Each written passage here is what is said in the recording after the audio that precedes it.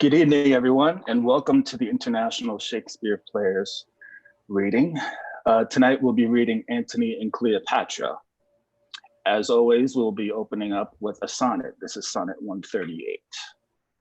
When my love swears that she is made of truth, I do believe her, though I know she lies, that she might think me some untortured youth, unlured in the world's false subtleties, thus vainly thinking that she thinks me young. Although she knows my days are past the best, simply I credit her for false speaking tongue. On both sides thus is simple truth suppressed. But wherefore, says she, not she is unjust? And therefore say not I that I am old. Oh, love's best habit is in seeming trust, and age and love loves not to have years told. Therefore I lie with her, and she with me, and in our faults by lies we flattered be. Act 1, Scene 1, Alexandria, a room in Cleopatra's palace. Enter Demetrius and Philo. Nay, but this dotage of our generals o'erflows the measure. Those his goodly eyes that o'er the files and musters of the war have glowed like plated Mars, now bend, now turn, the office and devotion of their view upon a tawny front. His captain's heart, which in the scuffles of great fights hath burst the buckles on his breast, reneges and all temper, and is become the bellows and the fan to a cool gypsy's lust. Flourish, enter Antony, Cleopatra, her ladies, the train with eunuchs fanning her. Look where they come.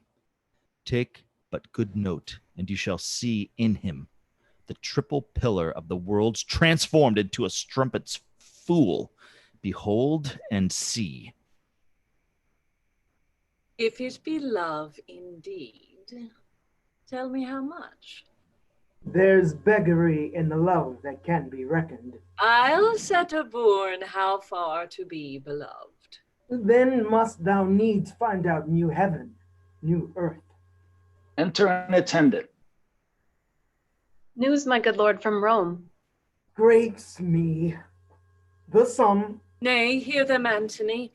Fulvia perchance is angry, or who knows if the scarce bearded Caesar have not sent his powerful mandate to you. Do this or this, take in that kingdom, or enfranchise that. Performed, or else we damn thee. How, my love? Perchance, nay, and most like. You must not stay here longer. Your dismission is come from Caesar. Therefore hear it, Antony. Where's Fulvia's process? Caesar's, I would say, both. Call in the messengers. As I am Egypt's queen, thou blushest, Antony, and that blood of thine is Caesar's homager. Else so thy cheek pay shame when shrill-tongued Fulvia scolds. The messengers! Let Rome in Tiber melt, and the wide arch of the ranged empire file. Here is my space. Kingdoms are clay. Our dungy earth alike feeds beast as man. The nobleness of life is to do thus. When such a mutual pair Embracing. can do't, in which I bind on pain of punishment the world to weet, we stand peerless. Excellent falsehood. Why did he marry Fulvia and not love her? I'll seem the fool I am not. Antony will be himself. But stirred by Cleopatra. Now, for the love of love and her soft hours, let's not confound the time with conference harsh. There's not a minute of our lives should stretch without some pleasure now. What, sport tonight? Hear the ambassadors.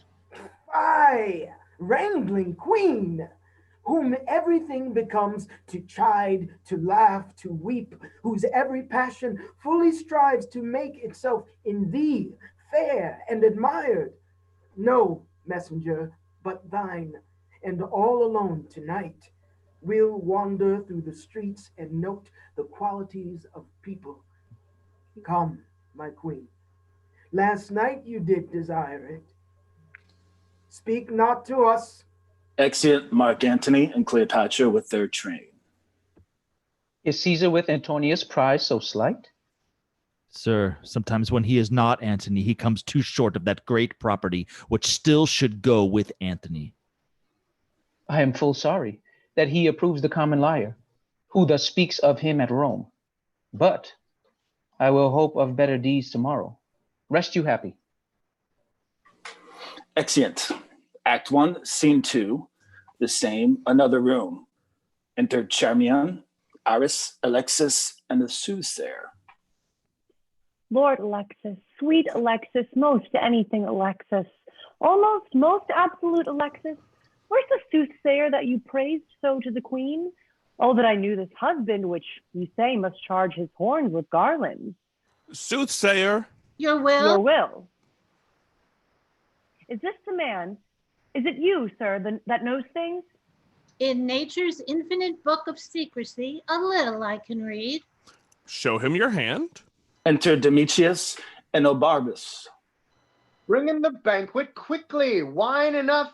Cleopatra's health to drink. Good sir, give me good fortune. I make not but foresee. Pray, then foresee me one. You shall be yet far fairer than you are. He means in flesh. No, you shall paint when you are old. Wrinkles forbid. Vex not his presence. Be attentive. Hush. You shall be more beloving than beloved. I'd rather heat my liver with drinking. Nay, hear him. Good now, some excellent fortune. Let me be married to 3 kings in a forenoon and widow them all. Let me have a child at 50 to whom Herod of Jewry may do homage. Find me to marry me with Octavius Caesar and companion me with my mistress. You shall outlive the lady whom you serve. Oh, excellent. I love long life better than figs. You've seen and proved a fairer form or fortune than that which is to approach. Then belike my children shall have no names. Prithee, how many boys and wenches must I have? If every one of your wishes had a womb, and fertile every wish, 1,000,000. Out, fool, I forgive thee for a witch. You think none but your sheets are privy to your wishes? Nay, come, tell Iris hers. We'll know all our fortunes. Mine and most of our fortunes tonight shall be drunk to bed. There's a palm presages chastity, if nothing else. E'en as the o'erflowing Nilus presages famine. Go, you wild bedfellow, you cannot soothsay. Nay, if an oily palm be not a fruitful prognostation, I cannot scratch mine ear. Prithee, tell her but a worky day fortune. Your fortunes are alike. But how? But how? Give me particulars. I have said. Am I not an inch of fortune better than she? Well, if you were but an inch in fortune better than I, where would you choose it? Not in my husband's nose. Or worser thoughts heaven's mend. Alexis, come, his fortune, his fortune. Oh, let him marry a woman that cannot go. Sweet Isis, I beseech thee, and let her die too, and give him a worse, and let him follow worse, till the worst of all follow him, laughing to his grave, 50-fold a cuckold. Good Isis, hear me this prayer, though thou deny me a matter of more weight. Good Isis, I beseech thee. Amen, dear goddess, hear that prayer of the people. For as it is a heartbreaking to see a handsome man lose wived, so it is a deadly sorrow to behold a foul knave uncuckolded. Therefore, dear Isis, keep decorum and fortune him accordingly. Amen. Lo now, if it lay in their hands to make me a cuckold, they would make themselves whores, but they'll do it. Hush! Here comes Antony. Not he, the queen. Enter Cleopatra. Saw you, my lord? No, lady. Was he not here? No, madam. He was disposed to birth, but on the sudden a Roman thought hath struck him. Enobarbus, Madam, Seek him and bring him hither. Where's Alexis? Here at your service, my lord approaches. We will not look upon him. Go with us. Exeunt. Enter Mark Antony with the messenger and attendants.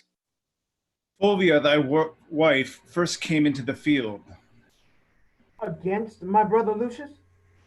Aye, but soon that war had end, and the time state made friends of them, joining their force against Caesar, whose better issue in the war from Italy upon the first encounter drave them.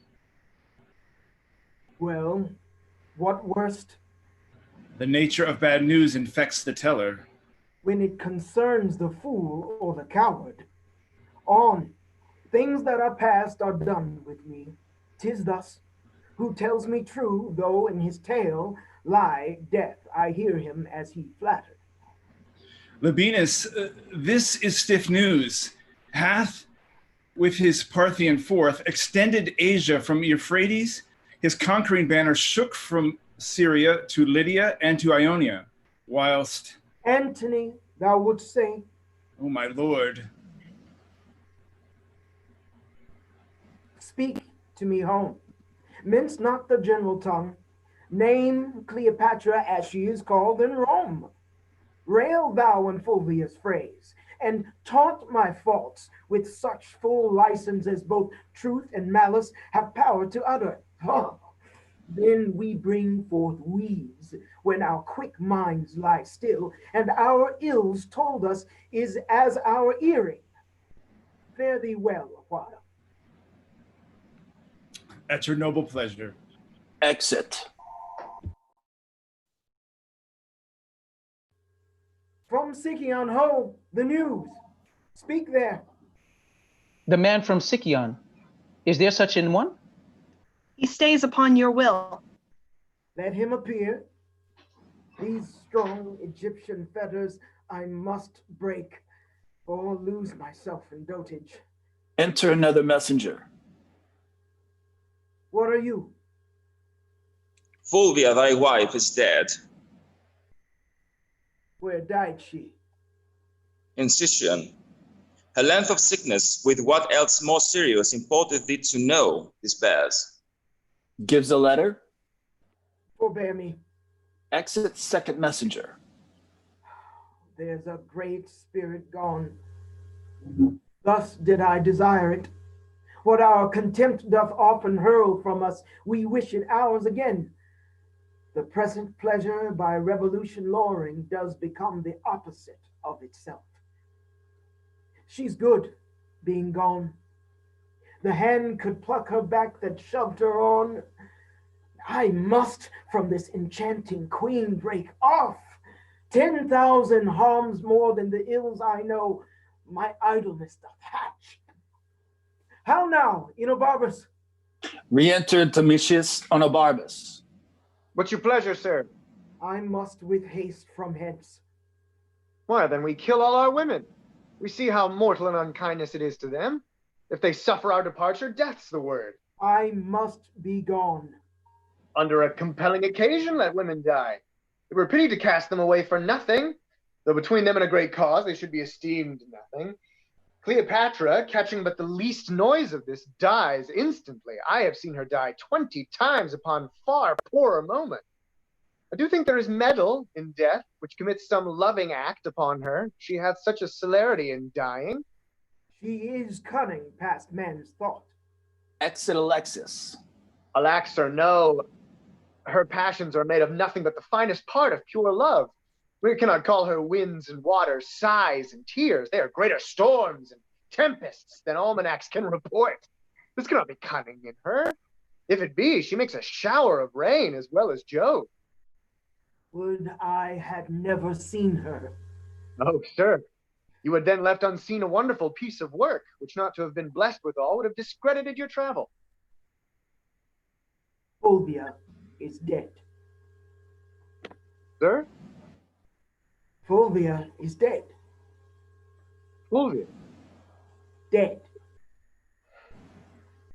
Why, sir, give the gods a thankful sacrifice. When it pleases their deities to take the wife of a man from him, it shows to man the tailors of the earth.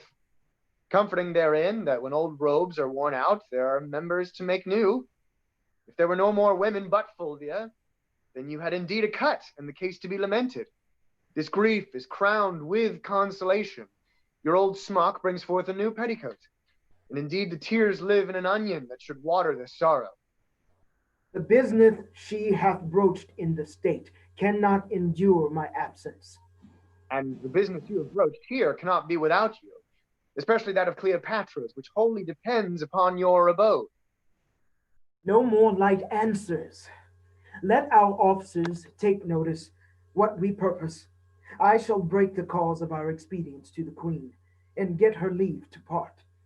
For not alone the death of Fulvia, with more urgent touches, do strongly speak to us, but the letters too of many of our contriving friends in Rome petition us at home. Sextus Pompeius hath given the dare to Caesar, and commands the empire of the sea. Our slippery people, whose love is never linked to the deserver till his deserts are past, begin to throw Pompey the Great and all his dignities upon his son, who, high in name and power, higher than both in blood and life, stands up for the main soldier, whose quality, going on, the sides of the world may danger. Much is breeding, which, like the courser's hair, hath yet but life, and not a serpent's poison. Stay our pleasure, to such whose place is under us, requires our quick remove from hence. I shall do it. Exeunt. Act 1, Scene 3, the same room, another room. Enter Cleopatra, Charmian, Iris, and Alexis. Where is he? I did not see him once. See where he is, who's with him, what he does. I did not send you. If you find him sad, say I am dancing. If in mirth, report that I am sudden sick. Quick, and return. Exit Alexis. Madame, methinks if you did love him dearly, you do not hold the method to enforce the like from him. What should I do? I do not. In each thing give him way, cross him nothing. Thou teachest like a fool, the way to lose him. Tempt him not so too far. I wish, forbear. In time we hate that which we often fear. But here comes Antony. Enter Mark Antony. I am sick and sullen. I am sorry to give breathing to my purpose. Help me away, dear Charmian, I shall fall. I cannot be thus long. The sides of nature will not sustain it. Now, my dearest queen. Pray you, stand further from me. What's the matter? I know by that same eye there's some good news. What says the married woman? You may go. But she had never given you leave to come? Let her not say 'tis I that keep you here. I have no power upon you, hers you are. The gods best know. Oh, never was there queen so mightily betrayed. Yet at first I saw the treasons planted. Cleopatra. Why should I think you can be mine and true? Though you in swearing shake the throned gods who have been false to Fulvia. Riotous madness to be entangled in those mouth-made vows which break themselves in swearing. My most sweet Nay, queen. pray you, seek no color for your going, but bid farewell and go. When you sued staying, then was the time for words, no going then. Eternity was in our lips and eyes, bliss in our brows bent, none our part so poor, but was a race of heaven. They are so still, for thou, the greatest soldier of the world, art turned the greatest liar. How now, lady? I would I had thou inches, thou shouldst know there were a heart in Egypt. Hear me, queen. The strong necessity of time commands our services a while, but my full heart remains in use with you. Our Italy shines o'er with civil swords. Sextus Pompeius makes his approaches to the port of Rome. Equality of two domestic powers breeds scrupulous faction. The hated, grown to strength, are newly grown to love. The condemned Pompey, rich in his father's honor, creeps apace into the hearts of such as have not thrived upon the present state, whose numbers threaten, and quietness, grown sick of rest, would purge by any desperate change. My more particular, and that which most with you should safe my going, is Fulvia's death. Though age from folly could not give me freedom, it does from childishness. Can Fulvia die? She's dead, my queen. Look here, and at thy sovereign leisure, read the gargoyles she await. At the last, best see when and where she died. Oh, most false love! Where be the sacred vials thou shouldst fill with sorrowful water? Now I see in Fulvia's death how mine received shall be. Quarrel no more, but be prepared to know the purposes I bear, which are or cease, as you shall give the advice. By the fire that quickens Nihilus' slime, I go from hence, thy soldier, servant, making peace or war as thou affectst. Cut my lace, Charmian, come, but let it be. I am quickly ill and well. So Antony's love. My precious queen, forbear, and give true evidence to his love, which stands an honorable trial. So Fulvia told me. I prithee, turn aside and weep for her, then bid adieu to me, and say the tears belong to Egypt. Good now, play one scene of excellent dissembling, and let it look like perfect honor. You'll heat my blood, no more. You can do better yet, but this is meetly. Now by my sword. And target. Still he mends, but this is not the best. Look, prithee, Charmian, how this Herculean Roman does become the carriage of his chafe. I'll leave you, lady. Courteous lord, one word. Sir, you and I must part, but that's not it. Sir, you and I have loved, but there's not it. That you know well. Something it is I would. Oh, my oblivion is a very Antony, and I am all forgotten. But that your royalty holds idleness your subject, I should take you for idleness itself. 'Tis sweating labor to bear such idleness so near the heart as Cleopatra this. But sir, forgive me, since my becomings kill me when they do not eye well to you. Your honor calls you hence. Therefore be deaf to my unpitied folly, and all the gods go with you. Upon your sword sit laurel victory, and smooth success be strewed before your feet. Let us go. Come, our separation so abides and flies that thou, residing here, goest yet with me, and I, hence fleeting, here remain with thee. Away! Exeunt. Act 1, Scene 4, Rome, Octavius Caesar's house. Enter Octavius Caesar reading a letter, Lepidus and their train. You may see Lepidus, and henceforth know it is not Caesar's natural vice to hate our great competitor. From Alexandria, this is the news. He fishes, drinks, and wastes the lamps of night in revel, is not more manlike than Cleopatra, nor the queen of Ptolemy more womanly than he. Hardly gave audience or vouchsafed to think he had partners.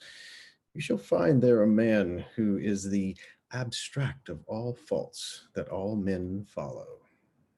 I must not think that there are evils enow to darken all his goodness. His faults in him seem as spots of heaven, more fiery by night's blackness, hereditary rather than purchased, what he cannot change than what he chooses. You are too indulgent. Let us grant it is not amiss to tumble on the bed of Ptolemy, to give a kingdom for a mirth, to sit and keep the turn of tippling with a slave, to reel the streets at noon and stand the buffet with knaves that smell of sweat. Say this becomes him. As his composure must be rare indeed, whom these things cannot blemish, yet must Antony no way excuse his soils, when we do bear so great weight in his lightness. If he filled his vacancy with his voluptuousness, full surfeits, and the dryness of his bones, call on him for it. But to confound such time that drums him for his sport, he speaks as loud as his own state and ours. 'Tis to be chid as we rate boys, who, being mature in knowledge, pawn their experience to the present pleasure, and so rebel to judgment. Enter a messenger. Here's more news. Thy biddings have been done, and every hour, most noble Caesar. Shalt thou have report how 'tis abroad. Pompey is strong at sea, and it appears he is beloved of those that only have feared Caesar. To the ports the discontents repair, and men's reports give him much wronged. I should have known no less. It hath been taught us from the primal state that he which is was wished until he were, and the ebbed man, nor loved till ne'er worth love, comes deared by being lacked. This common body, like to a vagabond flag upon the stream, goes to and back, lacking and varying the tide, to rot itself with motion. Caesar, I bring thee word. Menecrates and Minos, famous pirates, make the sea serve them, which they ear and wound with keels of every kind. Many hot inroads they make in Italy. The borders maritime lack blood to think on't, and flush youth revolt.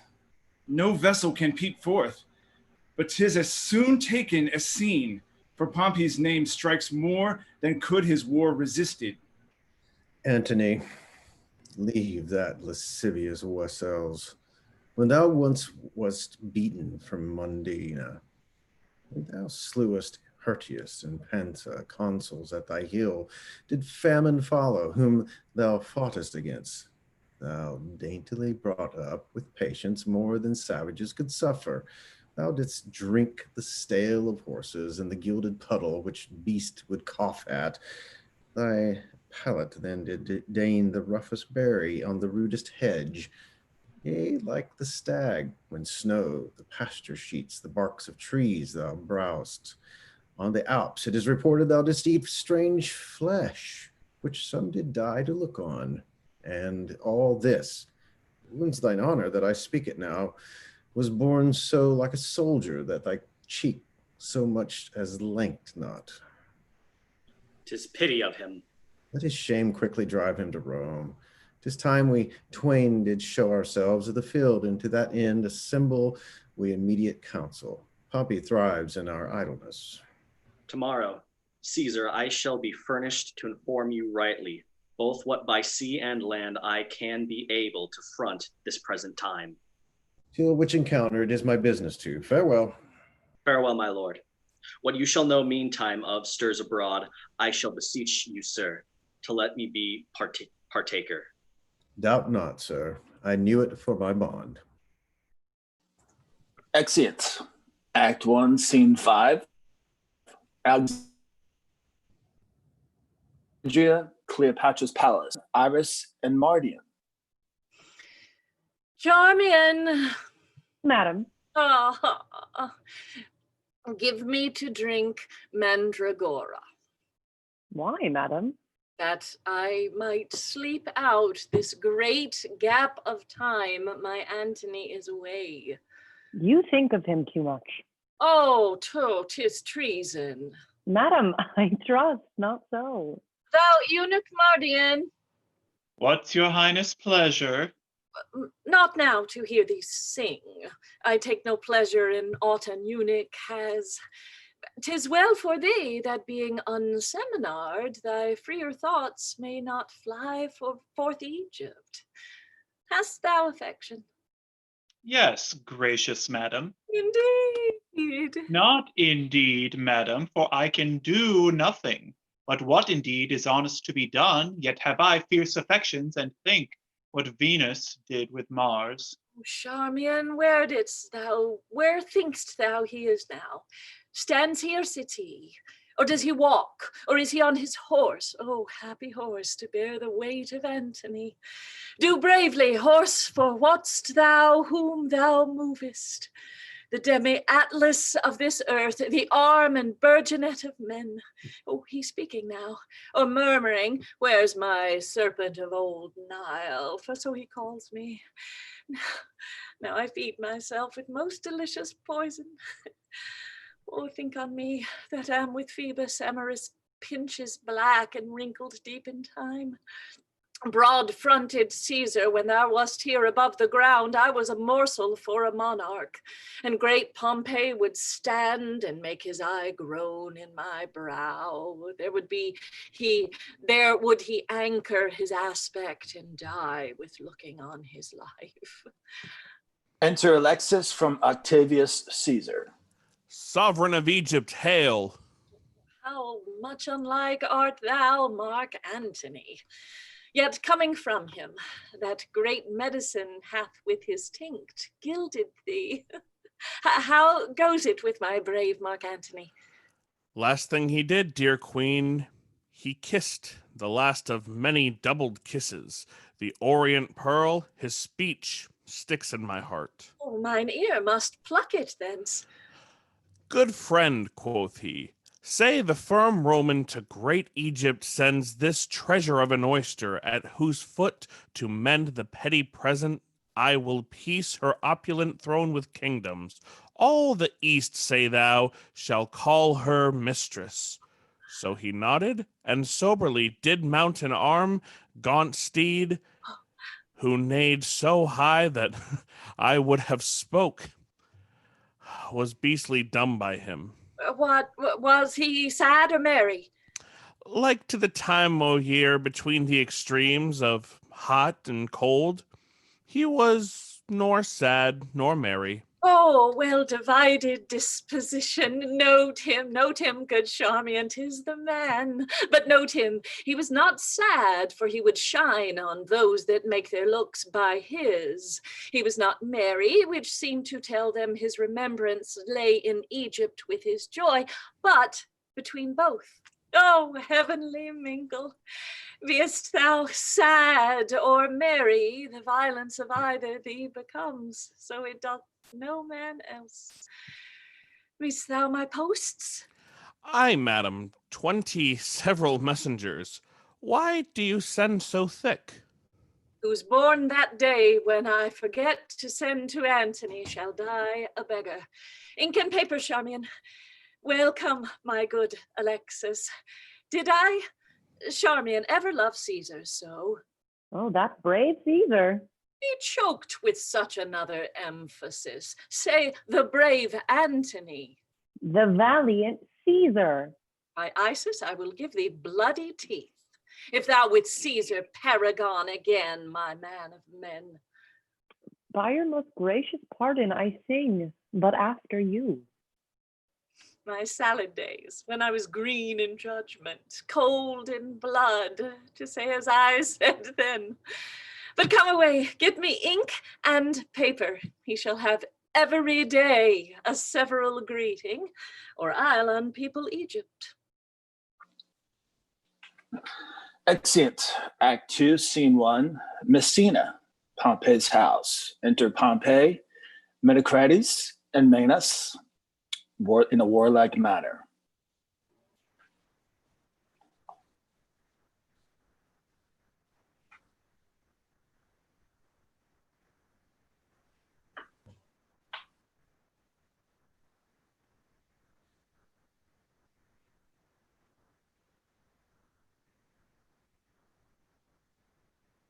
Dan, can you read Pompey?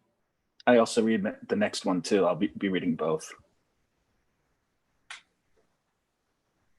I'm Menecrates.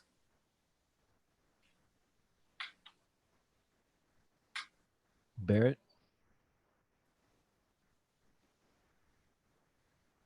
If the great gods be just, they shall assist the deeds of justice men. No, worthy Pompey, that what they do delay, they not deny. Whilst we are suitors to their throne, decays the thing we sue for.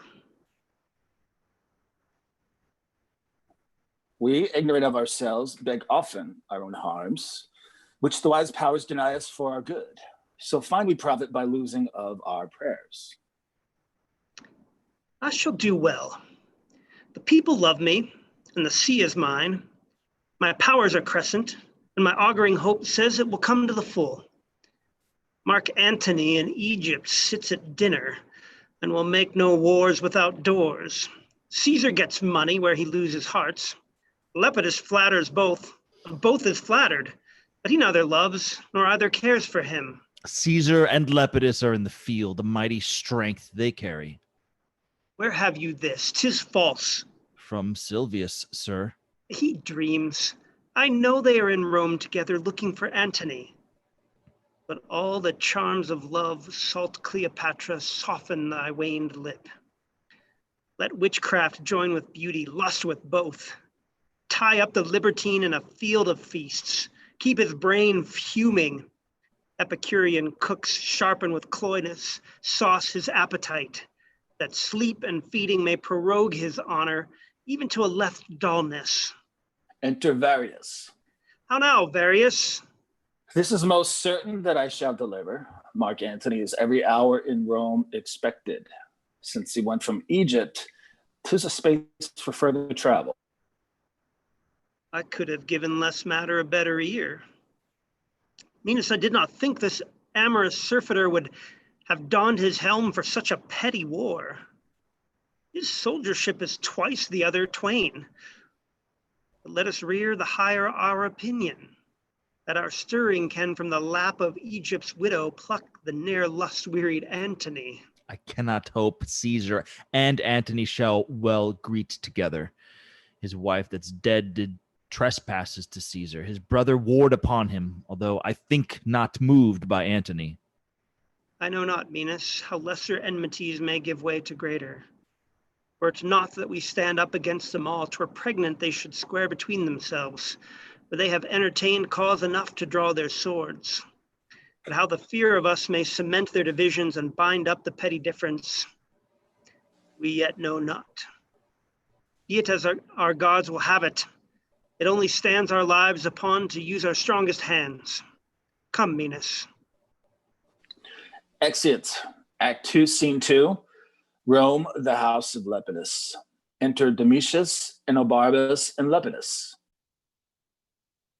Good Enobarbus, 'tis a worthy deed, and shall become you well to entreat your captain to soft and gentle speech. I shall entreat him to answer like himself. If Caesar move him, let Antony look over Caesar's head and speak as loud as Mars. By Jupiter, were I the wearer of Antonius' beard, I would not shave today. 'Tis not a time for private stomaching.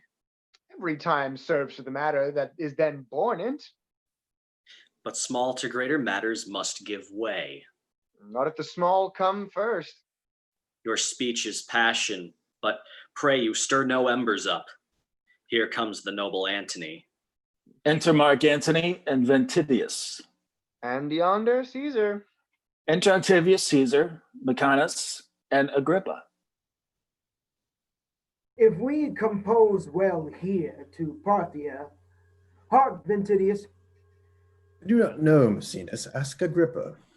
Noble friends, that which combined us was most great, and let not a leaner action rend us. What's amiss may be gently heard. When we debate our trivial difference loud, we do commit murder in healing wounds. Then, noble partners, the rather for I earnestly beseech, touch you the sourest points with sweet terms, nor curtness grow to the matter. Is spoken well. Were we before our armies and to fight, I should do thus. Flourish. Welcome to Rome. Thank you. Sit. Sit, sir. Nay, then. I learn you take things ill which are not so, or being concern you not. I must be laughed at if, or for nothing or a little, I should say myself offended, and with you chiefly of the world, more laughed at that I should once name you derogatorily when you who sound your name it not concerned me. My being in Egypt, Caesar, what was to you? No more than my residing here at Rome might be to you in Egypt. Yet, if you there did practice on my state, your being in Egypt might be my question. How intend you practiced? You may be pleased to catch at mine intent by what did here befall me. Your wife and brother made wars upon me, and their contestation was theme for you. You were the word of war. You do mistake your business. My brother never did urge me in this fact. I did inquire it, and have my learning from some true reports that drew their swords with you. Did he not rather discredit my authority with yours, and make the wars alike against my stomach, having alike your cause? Or this my letters before did satisfy you? If you patch a quarrel, as matter whole you have not to make it with, it must not be with this. You praise yourself by laying defects of judgment to me, but you patched up your excuses. Not so, not so. I know you could not lack. I am certain on't, very necessity of this thought, that I, your partner in the cause gainst which he fought, could not with graceful eyes attend those wars which fronted mine own peace. As for my wife, I would you had her spirit in such another. The third of the world is yours, which with a snaffle you may pace easy, but not such a wife. Would we had all such wives, that the men might go to wars with the women. So much uncurable her garboils Caesar made out of her impatience, which not wanted shrewdness of policy too. I grieving grant did you too much disquiet. For that you must but say, I could not help it. I wrote to you when rioting in Alexandria. You did pocket up my letters, and with taunts did jibe my missive out of audience. Sir, he fell upon me ere admitted. Then 3 kings had I newly feasted, and did want of what I was in the morning, which was as much as to have asked him pardon. Let this fellow be nothing of our strife. If we contend out of our question, wipe them. You have broken the article of your oath, which you shall never have tongue to charge me with. Soft, Caesar. No, Lepidus, let him speak. The honor is sacred, which he talks on now, supposing that I lacked it. But on, Caesar, the article of my oath. To lend me arms and aid when I required them, the which you both denied. Neglected, rather. And then, when poisoned hours had bound me up from mine own knowledge, as nearly as I may, I'll play the penitent to you. But mine honesty shall not make poor my greatness, nor my power work without it. Truth is, that Fulvia, to have me out of Egypt, made wars here, for which myself the ignorant motive do so far ask pardon as befits mine honor to stoop in such a case. 'Tis noble spoken. If it might please you to enforce no further the griefs between ye, to forget them quite, or to remember that the present need speaks to atone you. Worthy spoken, Mecanius.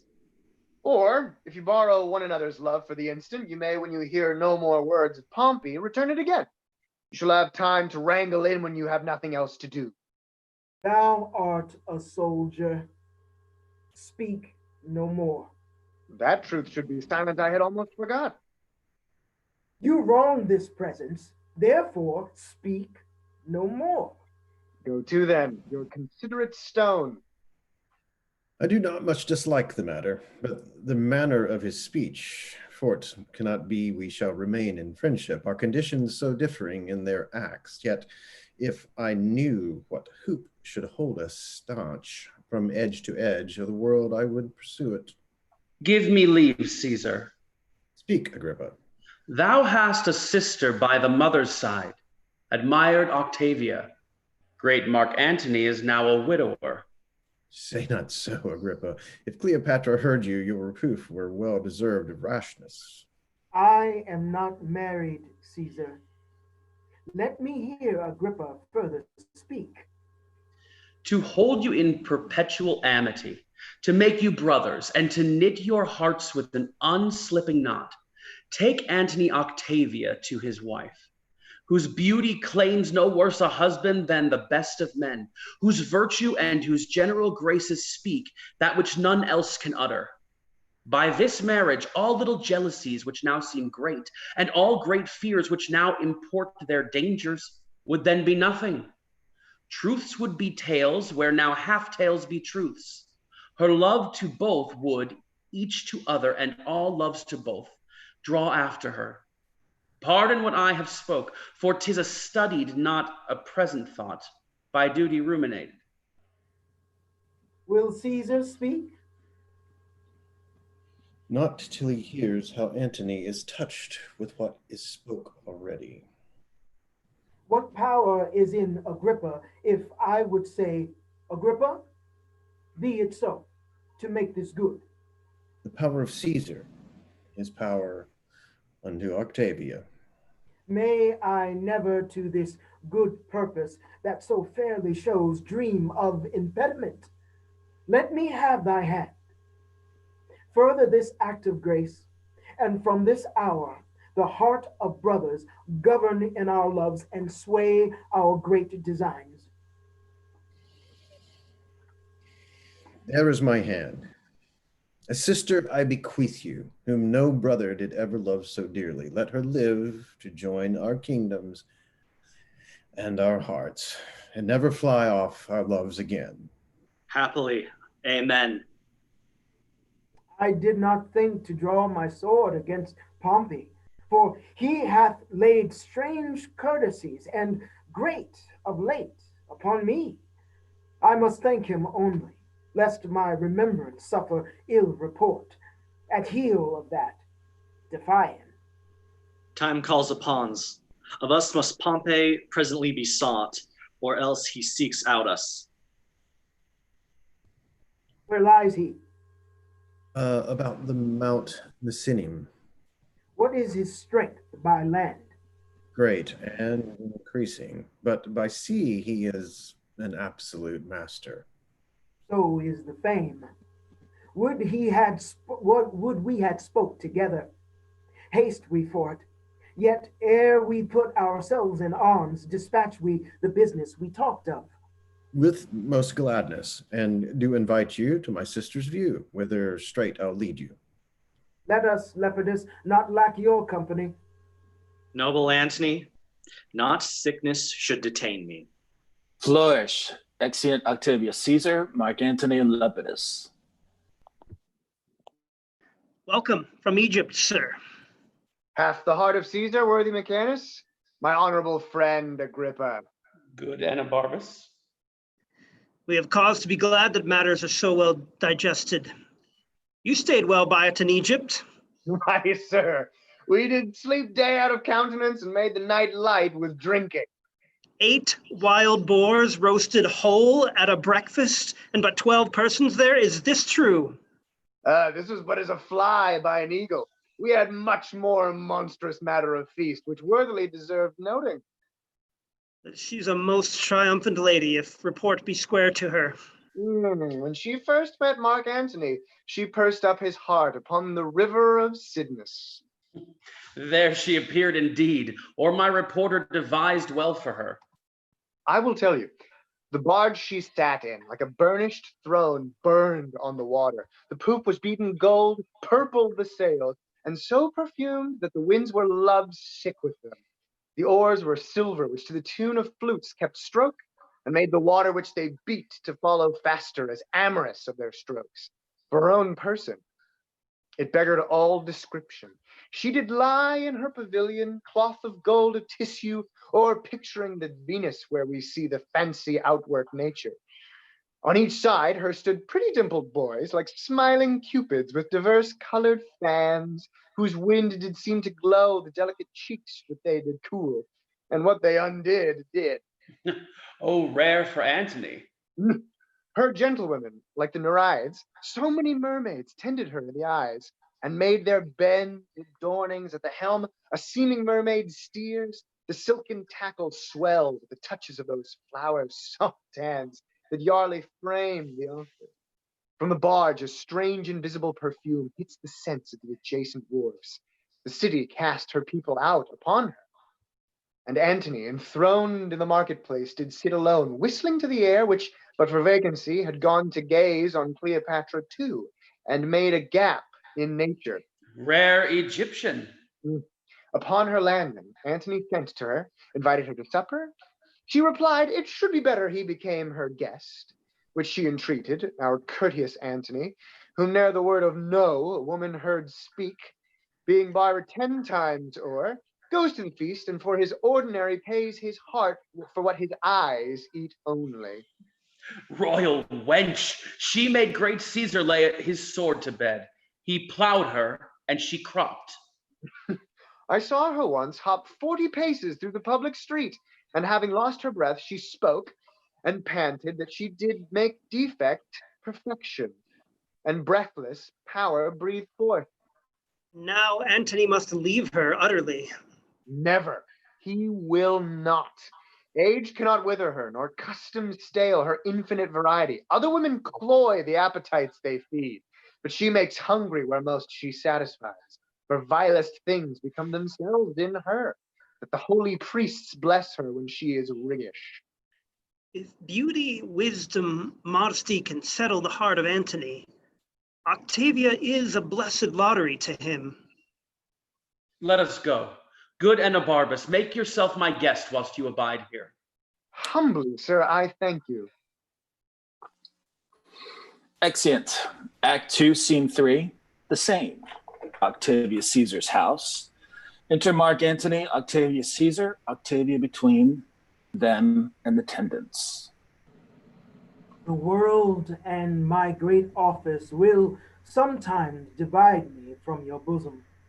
All which time before the gods my knee shall bow my prayers to them for you. Good night, sir. My Octavia, read not my blemishes in the world's report. I have not kept my square, but that to come shall all be done by the rule. Good night, dear lady. Good night, sir. Good night. Exeunt Octavius Caesar and Octavia. Enter Soothsayer. Now, sirrah, you do wish yourself in Egypt? Would I have never come from thence, nor you thither? If you can, your reason?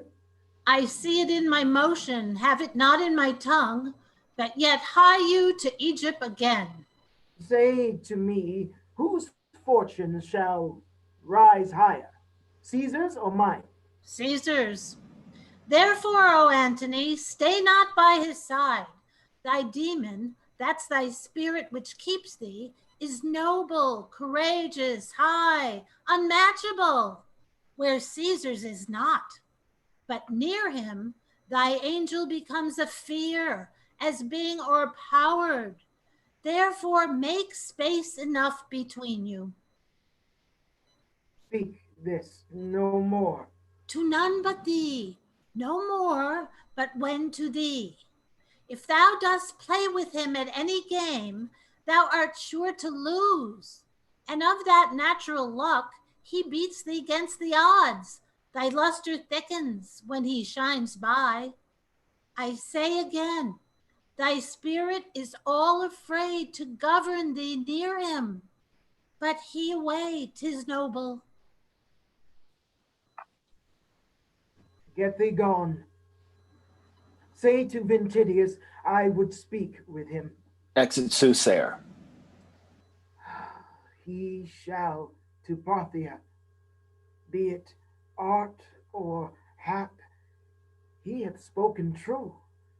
The very dice obey him, and in our sports my better cunning faints under his chance. If we draw lots, he speeds, his cocks do win the battle still of mine, when 'tis all to naught, and his quails ever beat mine, in hooped at odds. I will to Egypt, and though I make this marriage for my peace, in the east my pleasure lies. Enter Vitidius. Ah, come, Ventidius. You must to Parthia. Your commission's ready. Follow me. Received. Exeunt. Act 2, Scene 4, the same. A street. Enter Lepidus, Mecanus, and Agrippa. Trouble yourselves no further, pray you. Hasten your generals after. Sir, Mark Antony will e'en but kiss Octavia and will follow. Till I shall see you in your soldier's dress, which will become you both. Farewell. We shall, as I conceive the journey, be at the mount before you, Lepidus. Your way is shorter. My purposes do draw me much about. You'll win 2 days upon me. With Agrippa. Sir, good success. Farewell. Exeunt. Act 2, Scene 5, Alexandria, Cleopatra's palace. Enter Cleopatra, Charmian, Iris, and Alexis. Give me some music. Music, moody food of us that trade in love. The music. Music, ho! Enter Mardian. Let it alone. To the billiards. Come, Charmian. My arm is sore. Let's play with Mardian. As well a woman with an eunuch played, as well a woman as with an eunuch played. Oh, as well a woman with an eunuch played as with a woman. Come, you'll play with me, sir. As well as I can, madam. And when goodwill is showed, thou'lt come too short, the actor may plead pardon. I'll not now. Give me mine angle, we'll to the river. There my music playing far off, I will betray tawny finned fishes. My bended hook shall pierce their slimy jaws, and as I draw them up, I'll think them every one on Antony and say, aha, you're caught. 'Twas merry when you wagered on your angling, when your diver did hang a saltfish on his hook, which he with fervency drew up. That time, oh times, I laughed him out of patience, and that night I laughed him into patience, and next morning, ere the 9th hour, I drunk him to his bed, then put my tires and mantles on him, whilst I wore his sword Philippine. Enter a messenger. Oh, from Italy ram thou thy fruitful tidings in mine ears that long time have been barren. Madam. Antonius dead? If thou say so, villain, thou kill'st thy mistress. But well and free, if thou so yield him, there is gold. And here my bluest veins to kiss, a hand that kings have lipped and trembled kissing. First, madam, he is well. Why, there's more gold. But, sirrah, mark, we used to say the dead are well. Bring it to that the gold I give thee will I melt and pour down thy ill-uttering throat. Good madam, hear me. Well, go to, I will. But there's no goodness in thy face. If Antony be free and helpful, so tart a favor to trumpet such good tidings. If not, well, thou shouldst come like a fury crowned with snakes, not like a formal man. Wilt please you hear me?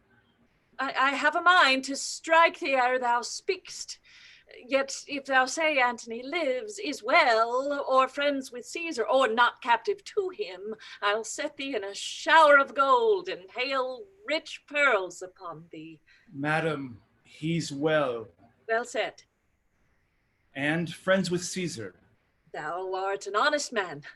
Caesar and he are greater friends than ever. Make thee a fortune from me.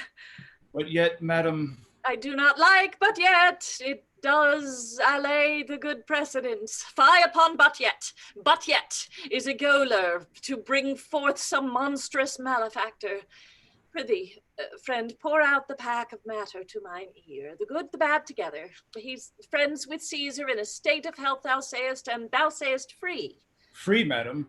No, I made no such report. He's bound unto Octavia. For what good turn? For the best turn in the bed. I am frail. I am pale, Charmian. Madam, he's married to Octavia. The most infectious pestilence upon thee. Strikes him down. Good madam, patience. What say you? Hence. Strikes him again. Horrible villain, or I'll spurn thine eyes like balls before me. I'll unhair thy head. She hails him down, up and down. Thou shalt be whipped with wire and stewed in brine, smarting in lingering pickle. Gracious madam, I that do bring the news made not the match. Say 'tis not so. Say 'tis not so a province I will bring thee, and make thy fortunes proud. The blow thou hadst shall make thy peace for moving me to rage, and I will boot thee with what gift besides thy modesty can beg. He's married, madam. Rogue, thou hast lived too long. Draws a knife. Nay, then I'll run. What mean you, madam? I have made no fault. Exit. Good madam, keep yourself within yourself. The man is innocent. Come, innocence, escape not the thunderbolt. Melt Egypt into Nile, and kindly creatures turn all to serpents. Call the slave again. Though I am mad, I will not bite him. Call. He is afeard to come. I will not hurt him. Exit Charmian. These hands do lack mobility, that they strike meaner than myself, since I myself have given myself the cause. Re-enter Charmian, a messenger. Come hither, sir. Though it be honest, it is never good to bring bad news. Give to a gracious message, and a host of tongues, but let ill tidings tell themselves when they be felt. I have done my duty. Is he married? I cannot hate thee worse than I do if thou again say yes. He's married, madam. Gods confound thee. Dost thou hold there still? Should I lie, madam? Oh, I would thou didst, so half my Egypt were submerged and made a cistern for scald snakes. Go get thee hence. Hadst thou Narcissus in thy face, to me thou wouldst appear most ugly. Is he married? I crave your highness pardon. Is he married? Take no offense that I would not offend you. To punish me for what you make me do seems much unequal. He's married to Octavia. Oh, that his fault should make a knave of thee. That art not what thou sure of. Get thee hence. The merchandise which thou hast brought from Rome are all too dear for me. Lie they upon thy hand and be undone by 'em. Exit messenger. Good, your highness. Patience. Oh, in praising Antony, I have dispraised Caesar. Many times, madam. I am paid for it now. Lead me from hence. I faint. Oh, Iris, Charmian, 'tis no matter. Go to the fellow, good Alexis. Bid him report the feature of Octavia, her years, her inclination. Let him not leave out the color of her hair. Bring me word quickly. Exit Alexis. Let him forever go. Oh, let him not. Charmian, though he be painted one way like a Gorgon, the other way is a Mars. Bid you, Alexis. To Mardian. Bring me word how tall she is. Oh, pity me, Charmian. But do not speak to me. Lead me to my chamber. Exeunt. Act 2, Scene 6. Near Misenum. Flourish, enter Pompey and Maenas at one door with drum and trumpet. At another, Octavius Caesar, Mark Antony, Lepidus, Domitius Enobarbus, Mecaenas, with soldiers marching. Your hostages I have, so have you mine, and we shall talk before we fight. Most meet that first we come to words, and therefore have we our written purposes before us sent, which, if thou hast considered, let us know if 'twill tie up the discontented sword and carry back to Sicily much tall youth that else must perish here. To you all three, the senators alone of this great world, chief factors for the gods, I do not know wherefore my father should revengers want, having a son and friends, since Julius Caesar, who at Philippi the good Brutus ghosted, there saw you laboring for him. What was that moved pale Cassius to conspire? And what made the all-honored, honest Roman Brutus, with armed rest, courtiers, and beauteous freedom to drench the capital? But that they would have one man but a man, and that is, hath made me rig my navy, at whose burthen the angered ocean foams, with which I meant to scourge the ingratitude that despiteful Rome cast on my noble father. Take your time. Thou canst not fear us, Pompey, with thy sails. We'll speak with thee at sea. At land, thou knowst how much we do or count thee. At land, indeed, thou dost account me of my father's house, but since the cuckoo builds not for himself, remain in as thou mayest. Be pleased to tell us, for this is from the present, how you take the offers we have sent you. There's the point. Which do not be entreated to, but weigh what it is worth embraced. And what may follow to try a larger fortune. You have made me offer of Sicily, Sardinia, and I must rid all the sea of pirates. And to send measures of wheat to Rome, this agreed upon to part with unhacked edges and bear back our charges undented. With Antony and Lepidus. That's our offer. No, then, I came before you here a man prepared to take this offer. But Mark Antony put me to some impatience, though I lose the praise of it by telling you I must know. When Julius Caesar and your brother were at blows, your mother came to Sicily and did find her welcome friendly. I have heard it, Pompey, and am well studied for liberal thanks which I do owe you. Well, let me have your hand. I did not think, sir, to have met you here. The beds in the east are soft, and thanks to you that called me timelier than my purpose hither, for I have gained by it. Since I saw you last, there is a change upon you. Well, I know not what counts harsh fortune cast upon my face, but in my bosom shall she never come to make my heart her vassal. Well met here. I hope so, Lepidus. Thus we are agreed. I crave our composition may be written and sealed between us. That's the next to do. We'll feast each other ere we part. And let's draw lots. Who shall begin? That will I, Pompey. No, Antony, take the lot. But first, our last, your fine Egyptian cookery shall have the fame. I have heard that Julius Caesar grew fat with feasting there. You have heard much. I have fair meaning, sir. And fair words too, then. Then so much have I heard, and I have heard Apollodorus carried. No more of that. He did so. What, I pray you? A certain queen to Caesar in a mattress. I know thee now. How farest thou, soldier? Well, and well I'm like to do, for I perceive 4 feasts are toward. Let me shake thy hand. I never hated thee. I have seen thee fight when I have envied thy behavior.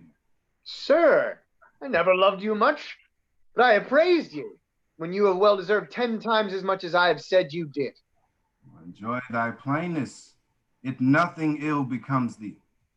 Aboard my galley, I invite you all. Will you lead, lords? With Antony and Lepidus. Come. Exeunt all but Menas and Enobarbus aside. Thy father, Pompey, would never have made this treaty. You and I have known, sir. At sea, I think. We have, sir. You have done well by water. And you by land? I will praise any man that will praise me, though it cannot be denied what I have done by land. Nor what I have done by water. Yes, something you can deny for your own safety. You have been a great thief by sea. And you by land. Ah, there I deny my land service. But give me your hand, Minos.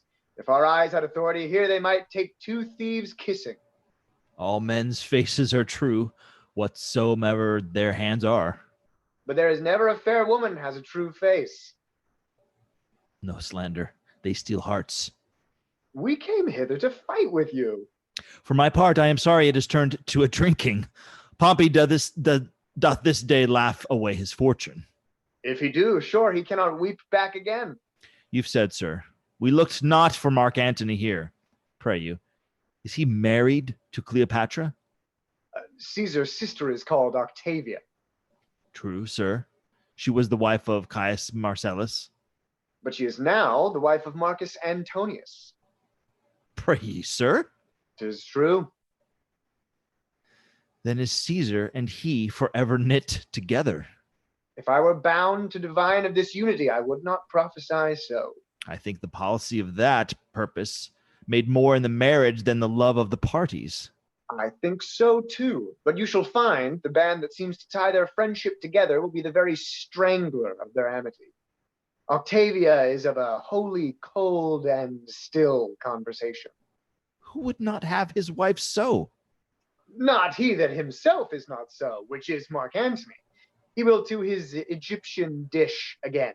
Then shall the sighs of Octavia blow the fire up in Caesar, and as I said before, that which is the strength of their amity shall prove the immediate author of their variance. Antony will use his affection where it is. He married, but his occasion here. And thus it may be. Come, sir, will you aboard? I have a health for you. I shall take it, sir. We have used our throats in Egypt. Come, let's away. Exeunt. Act 2, Scene 7. On board Pompey's galley off Misenum. Music plays, enter 2 or 3 servants with a banquet. Here there be, man. Some of their plants are ill-rooted already. The least wind in the world will blow them down. Lepidus is high-colored.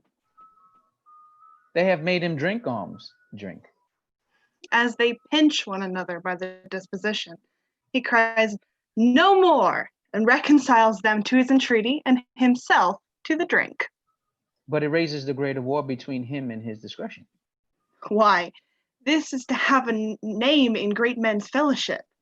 I had as lief have a reed that will do me no service at a partisan that I could not heave.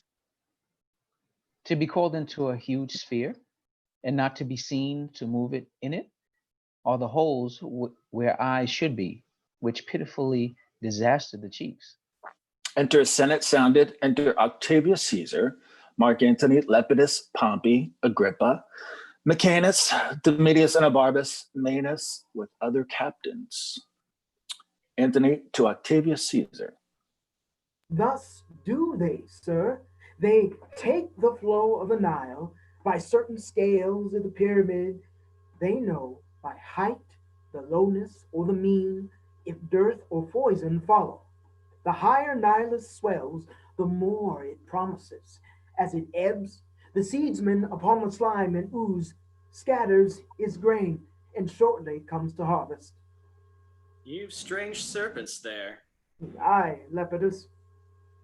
Your serpent of Egypt is bred now if you mud by the operation of your son. So is your crocodile. They are so. Sit. Wine. A health to Lepidus. I am not so well as I should be, but I'll ne'er out. Not till you have slept. I fear me you'll be in till then. Nay, certainly. I have heard that Ptolemy's Pyramuses are very goodly things without contradiction. I have heard that. Manus speaks aside to Pompey. Pompey, a word. Pompey aside to Manus. Say in mine ear, what is it? Manus aside to Pompey. Forsake thy seat, I do beseech thee, captain, and hear me speak a word. Pompey aside to Manus. Bear me till anon. This wine for Lepidus. What manner of thing is your crocodile? It is shaped, sir, like itself, and it is as broad as it hath breadth. It is just so high as it is, and moves with its own organs. It lives by that which nourisheth it, and the elements, once out of it, it transmigrates. What color is it of? Of its own color, too. 'Tis a strange serpent. 'Tis so, and the tears of it are wet. Will this description satisfy him? With the health that Pompey gives him, else he is a very epicure. Pompey aside to Manus. Go hang, sir, hang. Tell me of that. Away! Do as I bid you. Where's this cup I called for? Manus aside to Pompey. If for the sake of merit thou wilt hear me, rise from thy stool. Pompey aside to Manus.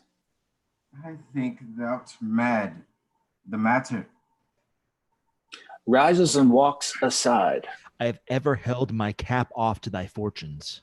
Thou hast served me with much faith. What else to say? Be jolly, lords. These quicksands, Lepidus, keep off them, for you sink. Wilt thou be lord of all the world? What sayest thou? Wilt thou be lord of the whole world? That's twice. How should that be? But entertain it, and thou think me poor.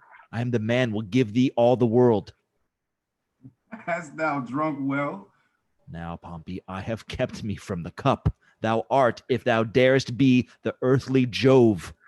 Whatever the ocean pales or sky eclipse is thine, if thou wilt have it. Show me which way. These 3 world sharers, these competitors, are in thy vessel. Let me cut the cable, and when we are put off, fault their throats. All there is thine. This thou shouldst have done, and not have spoke on't.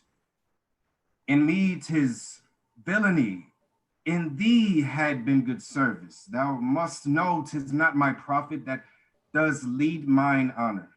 Mine honor, it. Repent that ere thy tongue had so betrayed thine act. Being done unknown, I should have found it afterwards well done. Must condemn it now, desist and drink. Manus speaks aside. For this, I'll never follow the pallid fortunes more. Who seeks and will not take when once 'tis offered, shall never find it more. This health to Lepidus. Bear him ashore. I'll pledge it for him, Pompey. Here's to thee, man. Anabras, welcome. Fill till the cup be hid. There's a strong fellow, Manus. Pointing to the attendant who carries off Lepidus. Why? Bears the third part of the world, man. Seest not? The third part, then, is drunk. Would it were all that it might go on wheels. Drink thou, increase the reels. Come, This is not yet an Alexandrian feast. It ripens towards it. Strike the vessels, ho! Here is to Caesar. I could well forbear it. It's monstrous labor when I wash my brain, and it grows fouler. Be a child of the time. Possess it, I'll make answer.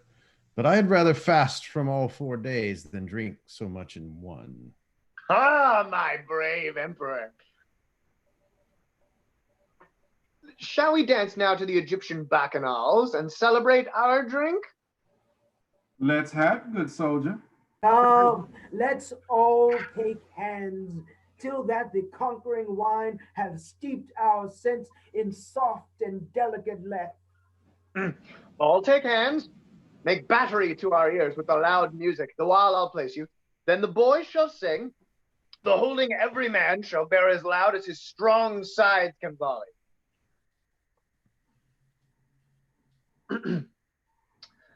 Come thou monarch of the vine, plumpy Bacchus with pink eyne, in thy fats our cares be drowned, with thy grapes our hairs be crowned. Cup us till the world go round, cup us till the world go round. What would you more? Pompey, good night. Good brother, let me request you off. Our graver business frowns at this levity. Gentle lords, let's part. You see, we have burnt our cheeks. Strong in a barb is weaker than the wine, and mine own tongue splits when it speaks. The wild disguise hath almost enticked us all. What needs more word? Good night. Good Antony, your hand. Try you on the shore. And shall, sir. Gives your hand. Oh, Antony, you have my father's house, but what? Friends, come down into the boat. Take heed you fall not. Exeunt all but Demetrius, Elobarbus, and Manus. Manus, I'm not on shore. No, to my cabin. These drums, these trumpets, flutes, what? Let Neptune hear. We bid a loud farewell to these great fellows. Sound and be hanged. Sound not. Sound a flourish with drums. Oh, says there's my cap. Ho, noble captain, come. Exeunt. Act 3, Scene 1. A plain in Syria. Enter the Ventidius, as it were in triumph, with Silius and other Roman officers and soldiers, the dead body of Pacorus borne before him. Now, darting Parthia, art thou struck, and now pleased fortune does of Marcus Crassus' death make me revenger.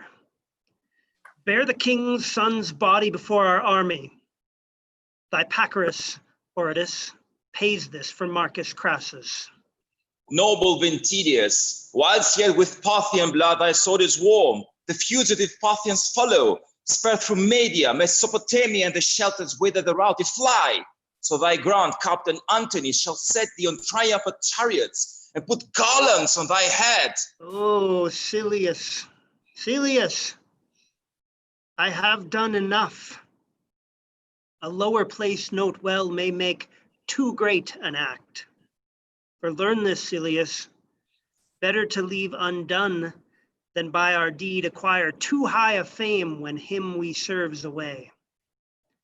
Caesar and Antony have ever won more in their officer than person. Sosius, one of my place in Syria, is lieutenant, for quick accumulation of renown which he achieved by the minute lost his favor. Who does in the wars more than his captain can, becomes his captain's captain. And ambition, the soldier's virtue, rather makes choice of loss than gain which darkens him. I could do more to do Antonius good, but 'twould offend him, and in his offense should my performance perish. Thou houst, Ventidius, that without the which a soldier and his sword grants scarce distinction, thou wilt write to Antony. I'll humbly signify what, in his name, that magical word of war we have effected. How with his banners and his well-paid ranks, the ne'er yet beaten horse of Parthia we have jaded out of the field. Where is he now? He purposeth to Athens, whither with what haste the weight we must convey with will permit. We shall appear before him. On there, pass along. Exeunt. Act 3, Scene 2, Rome. An antechamber in Octavius Caesar's house. Enter Agrippa at one door, Domitius and Abarbus at another. What, are the brothers parted? They have dispatched with Pompey. He is gone. The other three are sealing. Octavia weeps to part from Rome. Caesar is sad, and Lepidus, since Pompey's feast, as Menas said, is troubled with the green sickness. 'Tis a noble Lepidus. A very fine one. Oh, how he loves Caesar. Nay, but how dearly he adores Mark Antony. Caesar? Why, he's the Jupiter of men. What's Antony, the god of Jupiter? Speak you of Caesar? How? The nonpareil?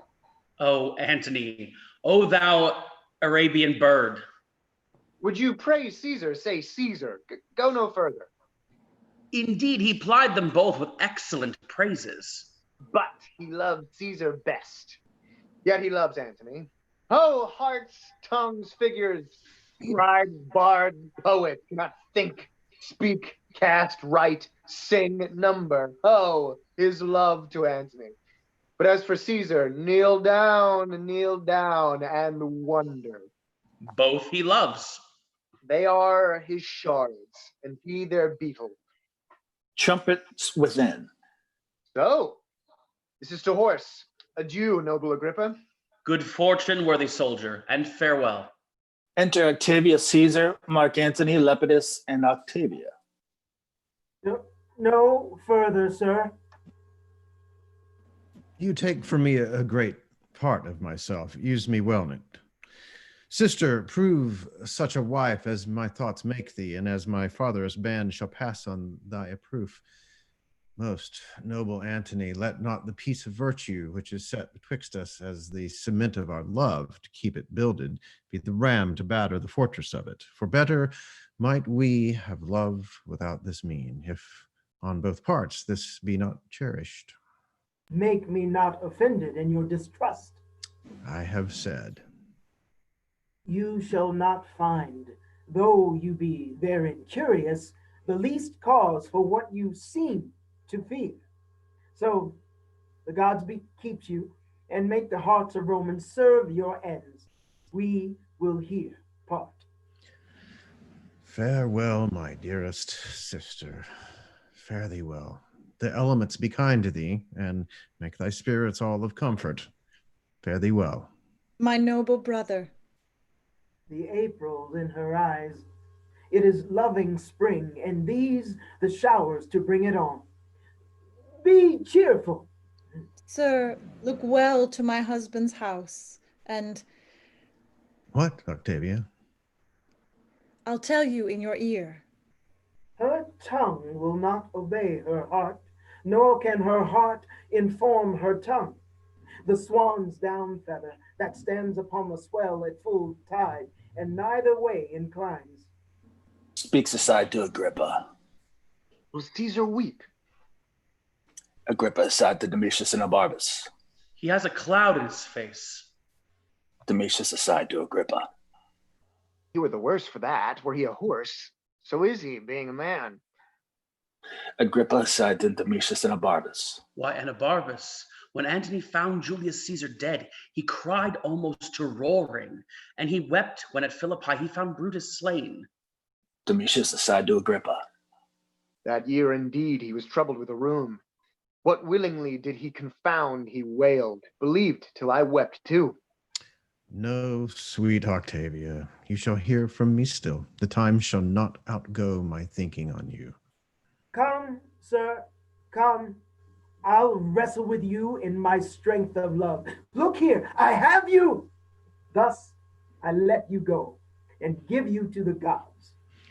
Adieu, be happy. Let all the numbers of the stars give light to thy fair way. Farewell. Farewell. Kisses, Octavia. Farewell. Trumpet sound, exeunt. Act 3, Scene 3. Alexandria, Cleopatra's palace. Enter Cleopatra, Charmian, Iris, and Alexis. Where is the fellow? Half afeared to come. Go to. Enter the messenger as before. Come hither, sir. Good Majesty, Herod of Jewry dare not look upon you, but when you are well pleased. That Herod's head I'll have. But how, when Antony is gone, through whom I might command it? Come thou near. Most gracious Majesty. Didst thou behold Octavia? I, dread Queen. Where? Madam, in Rome. I looked her in the face and saw her led between her brother and Mark Antony. Is she as tall as me? She is not, madam. Didst hear her speak? Is she shrill-tongued or low? Madam, I heard her speak. She is low-voiced. Oh, that's not so good. He cannot like her long. Like her? Oh, Isis, 'tis impossible. I think so, Charmian. Dull of tongue and dwarfish. What majesty is in her gait? Remember, if e'er thou look'st on majesty. She creeps. Her motion and her station are as one. She shows a body rather than a life, a statue than a breather. Is this certain? Or I have no observance. 3 in Egypt cannot make better notes. He's very knowing. I do perceived. There's nothing in her yet.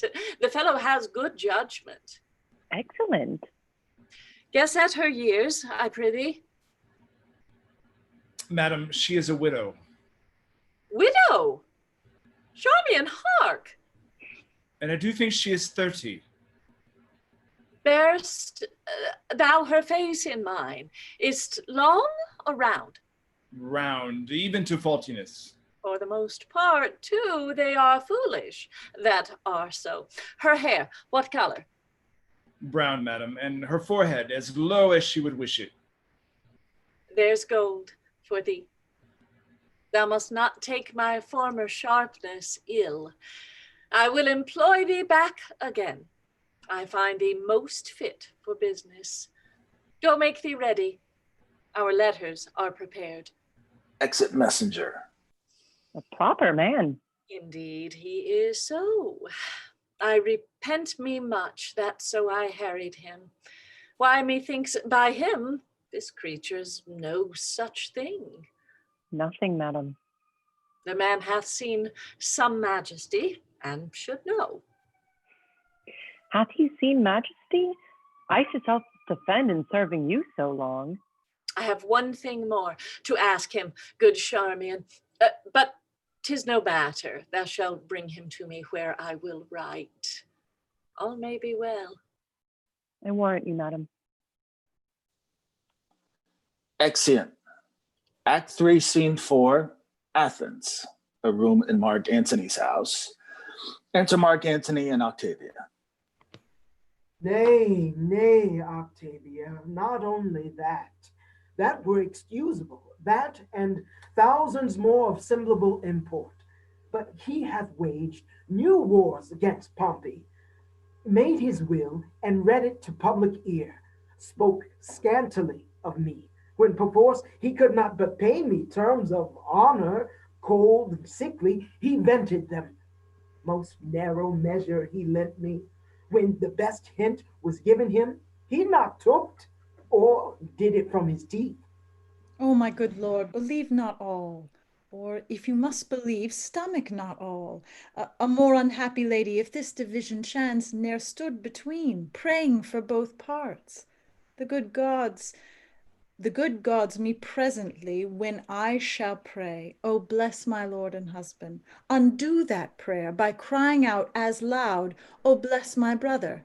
Husband win brother, praise and destroys the prayer. No midway twixt these extremes at all. Gentle Octavia, let your best love draw to that point which seeks best to preserve it. If I lose mine honor, I lose myself.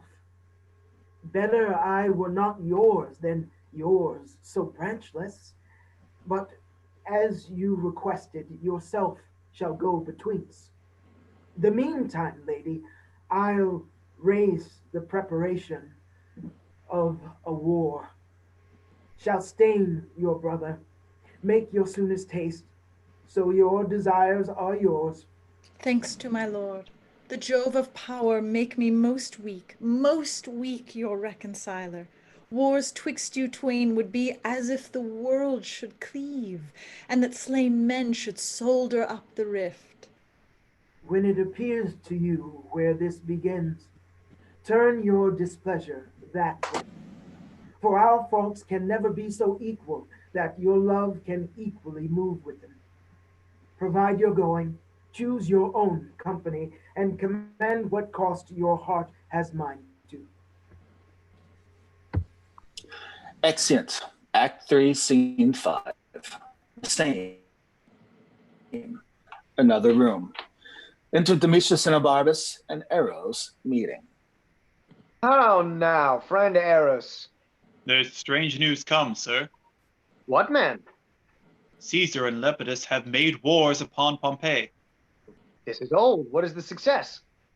Caesar, having made use of him in the wars against Pompey, presently denied him rivality, would not let him partake in the glory of the action, and not resting here, accuses him of letters he had formerly wrote to Pompey, upon his own appeal seizes him. So the poor third is up, till death enlarge his confine. Then, world, thou hast a pair of chaps, no more, and throw between them all the food thou hast. They'll grind the one the other. Where's Antony? He's walking in the garden thus, and spurns the rush that lies before him, cries, "Fool Lepidus," and threats the throat of that his officer that murdered Pompey. Our great navy's rigged. For Italy and Caesar. More, Domitius, my lord desires you presently. My news I might have told hereafter. 'Twill be naught. But let it be. Bring me to Antony. Come, sir. Exeunt. So that concludes our first half. We will resume in 5 minutes, which will be 8:46. See you at 8:46.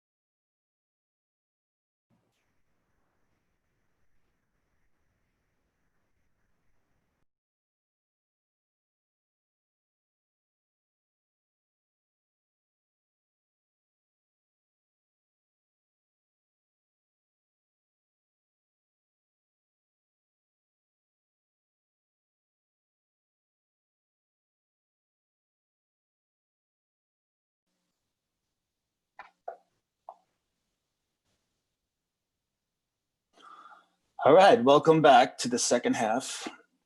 Act 3, Scene 6, Rome, Octavius Caesar's house. Enter Octavius Caesar, Agrippa, and Licinius. Tempting Rome, he has done all this and more in Alexandria. Here's the manner of it. By the marketplace, on a tribunal silvered, Cleopatra and himself in chairs of gold were publicly enthroned.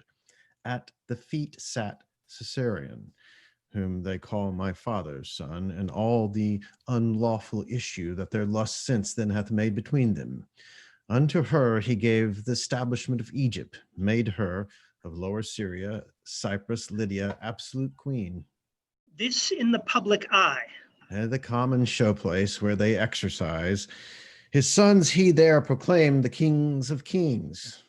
Great Media, Parthia, and Armenia he gave to Alexander. To Ptolemy he assigned Syria, Sicilia, and Phoenicia. She, in the habiliments of the goddess Isis, that day appeared, and oft before gave audience, and 'tis reported so.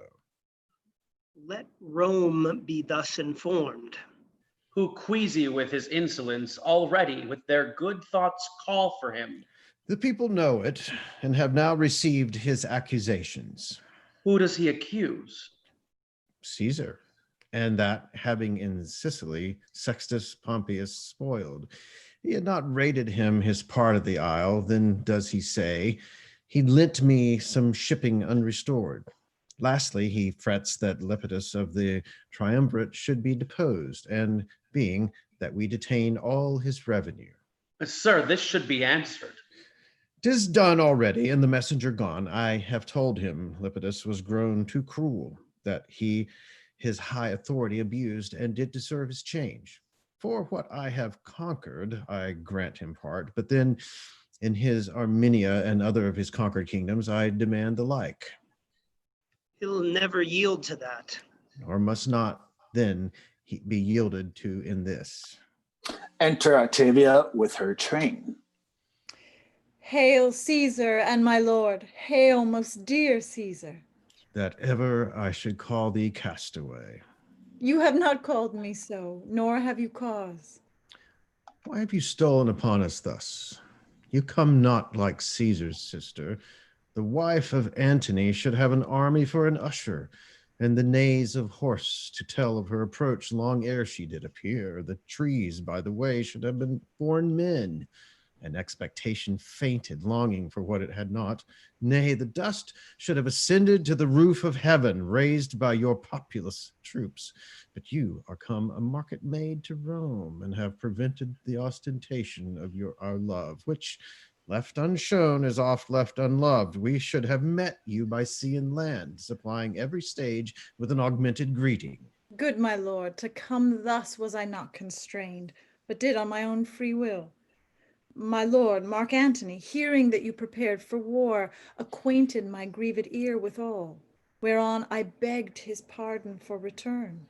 Which soon he granted, being an obstruct between his lust and him. Do not say so, my lord. I have eyes upon him, and his affairs come to me in the wind. Where is he now? My lord, in Athens. No, my most wronged sister. Cleopatra hath nodded him to her. He hath given his empire up to a whore, who now are levying the kings of the earth for war.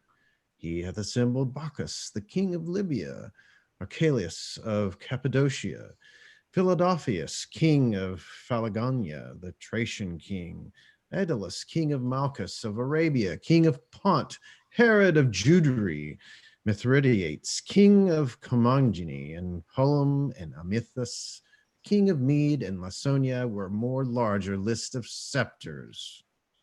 Ay me, most wretched, that have my heart parted betwixt two friends that do afflict each other. Welcome hither. Your letters did withhold our breaking forth, till we perceived both how you were wrong led, and we in negligent danger. Cheer your heart. Be you not troubled with the time which drives o'er your content with those strong necessities, but let determined things to destiny hold beweld their way. Welcome to Rome. Nothing more dear to me. You were abused beyond the mark of thought, and the high gods, to do you justice, make them ministers of us and those that love you. Best of comfort, and ever welcome to us. Welcome, lady. Welcome, dear madam. Each heart in Rome doth love and pity you.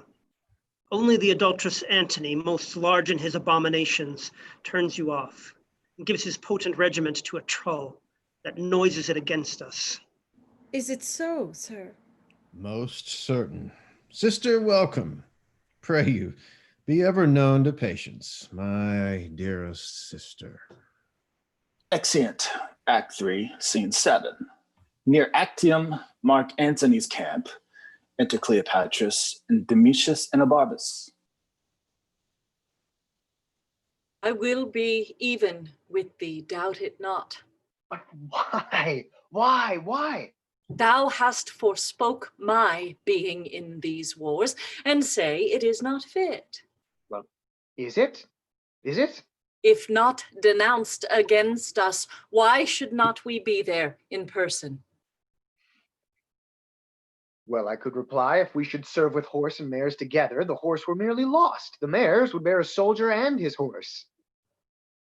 What is't you say? Your presence needs must puzzle Antony. Take from his heart, take from his brain, from his time, which should not then be spared. He is already traduced for levity, and 'tis said in Rome that Photinus in eunuch and your maids managed this war. Think Rome, and their tongues rot that speak against us. A charge we bear in the war, and as the president of my kingdom will appear there for a man. Speak not against it. I will not stay behind. Nay, I have done. Here comes the emperor. Enter Mark Antony and Canidius. Is it not strange, Canidius, that from Tarentum and Brundusium he could so quickly cut the Ionian Sea and take in Taurin? You have heard on sweet? Celerity is never more admired than by the negligent. A good rebuke, which might have well become the best of men to taunt at slackness. Canidius, we will fight with him by sea. By sea? What else? Why will my lord do so? For that he dares us to't. So hath my lord dared him to single fight. Aye, and to wage this battle at Pharsalia, where Caesar fought with Pompey. But these offers, which serve not for his vantage, he shakes off, and so should you. Your ships are not well manned. Your mariners are mulators, reapers, people engrossed by swift impress. In Caesar's fleet are those that have against Pompey fought. Their ships are yard, yours heavy. No disgrace shall fall you for refusing him at sea, being prepared for land. By sea, by sea. Most worthy sir, you therein throw away the absolute soldiership you have by land. Distract your army, which doth most consist of war-marked footmen. Leave unexecuted your own renown and knowledge, quite forego the way which promises assurance, and give up yourself merely to chance and hazard from firm security. I'll fight at sea. I have 60 sails, Caesar none better. Our overplus of shipping will we burn, and with the rest full manned from the head of Actium, beat the approaching Caesar. But if we fall and fail, we then can do it at land. Enter a messenger. Thy business? The news is true, my lord. He is descried. Caesar has taken Taurin. Can he be there in person? 'Tis impossible.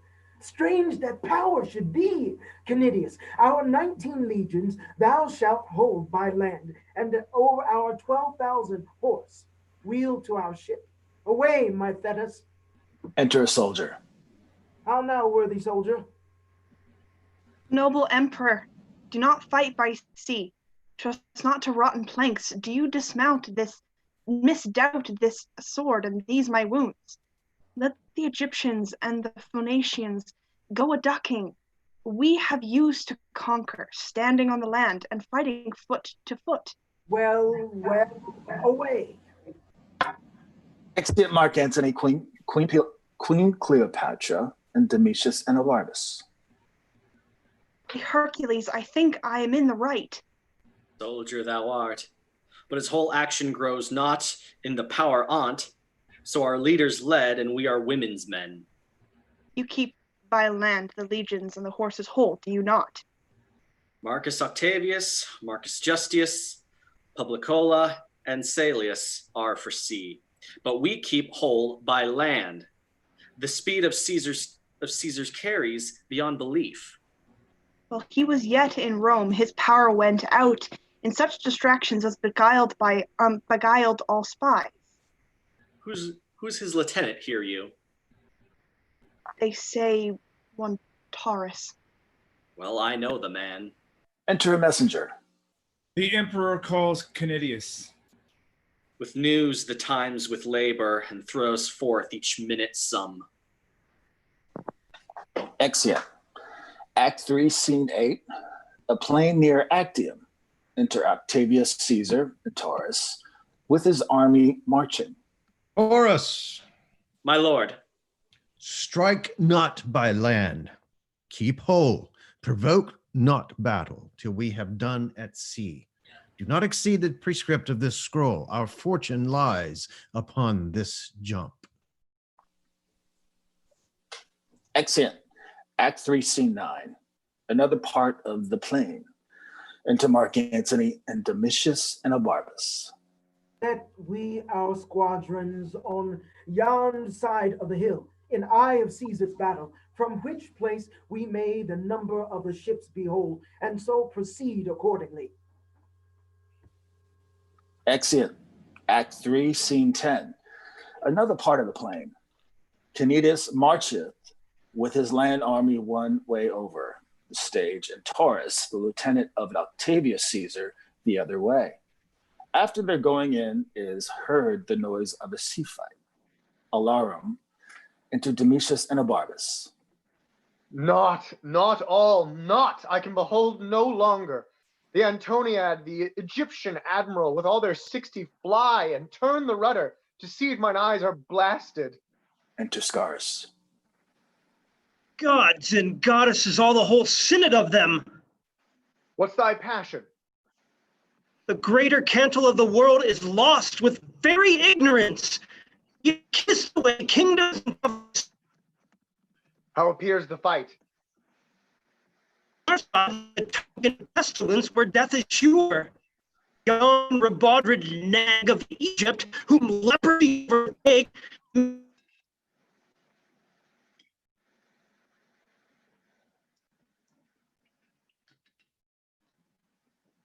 That I beheld. Mine eyes did sicken at the sight, and could not endure a further view.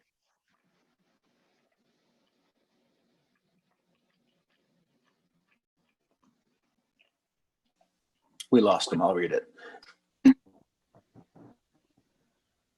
She once being lived, the noble ruin of her magic, Antony claps on his sea wing, and like a doting Marliard, leaving the flight in height, flies after her. I never saw an action of such shame. Experienced manhood honor ne'er before did violate so itself. Alack, alack. Enter Canidius. Our fortune on the sea is out of breath, and sinks most lamentably.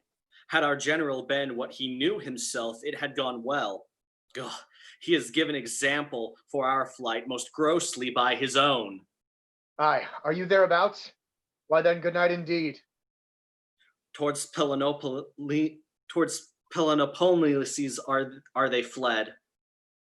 'Tis easy to it, and there I will attend what further comes. To Caesar I will render my legions and my horse. 6 kings already show me the way of yielding. I'll yet follow the wounded chance of Antony, though my reason sits in the wind against me. Exeunt. Act 3, Scene 11. Alexandria, Cleopatra's palace. Enter Mark Antony with attendants. Hark! The land bids me tread no more upon't. It is a shame to bear me. Friends, Come hither. I am so lated in the world that I have lost my way forever. I have a ship laden with gold. Take that, divide it, fly, and make your peace with Caesar.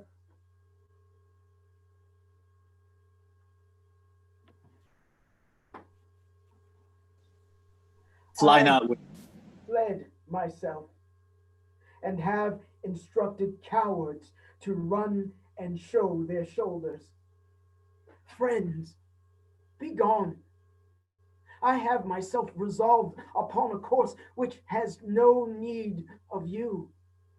Be gone. My treasures in the harbor, take it. Oh, I followed that I blush to look upon. My very hairs do mutiny, for the white reprove the brown for rashness, and they them for fear and doting. Friends, be gone! You shall have letters from me to some friends that will sweep your way for you. Pray you, look not sad, nor make replies of loathness.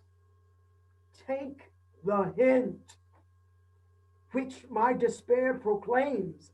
Let that be left which leaves itself. To the seaside, straight away I will possess you of that ship and treasure. Leave me, I pray, a little. Pray you now. Nay, do so, for indeed I have lost command. Therefore, I pray you. I'll see you by and by. sits down. Enter Cleopatra, led by Charmian and Iris, Eris following. Nay, gentle madam, to him, comfort him. Do, most dear queen. Do. Why, what else? Let me sit down, oh Juno. No, no, no, no, no. See you here, sir. Fie, fie, fie. Madam. Madam, oh good empress. Sir, sir. Yes, my lord, yes. He at Philippi kept his sword e'en like a dancer, while I struck the lean and wrinkled Cassius, and 'twas I that the mad Brutus ended. He alone dealt on lieutenantry, and no practice had in the brave squares of war. Yet now, no matter. Stand by. The queen, my lord, the queen. Go to him, madam. Speak to him. He is unqualified with very shame. Well then, sustain him. Oh. Most noble sir, arise. The queen approaches. Her head's declined, and death will seize her, but your comfort makes the rescue. I have offended reputation, a most unnoble serving. Sir, the queen. Ah, whither hast thou led me, Egypt? See, I convey my shame out of thine eyes by looking back what I have left behind, destroyed in dishonor. My lord, forgive my fearful sails. I little thought you would have followed. Egypt, thou knewst too well my heart was to thy rudder, tied by the strings, and thou shouldst tow me after. O my spirit, thy full supremacy thou knewst, and that thy beck might from the bidding of the gods command me. Oh, my pardon.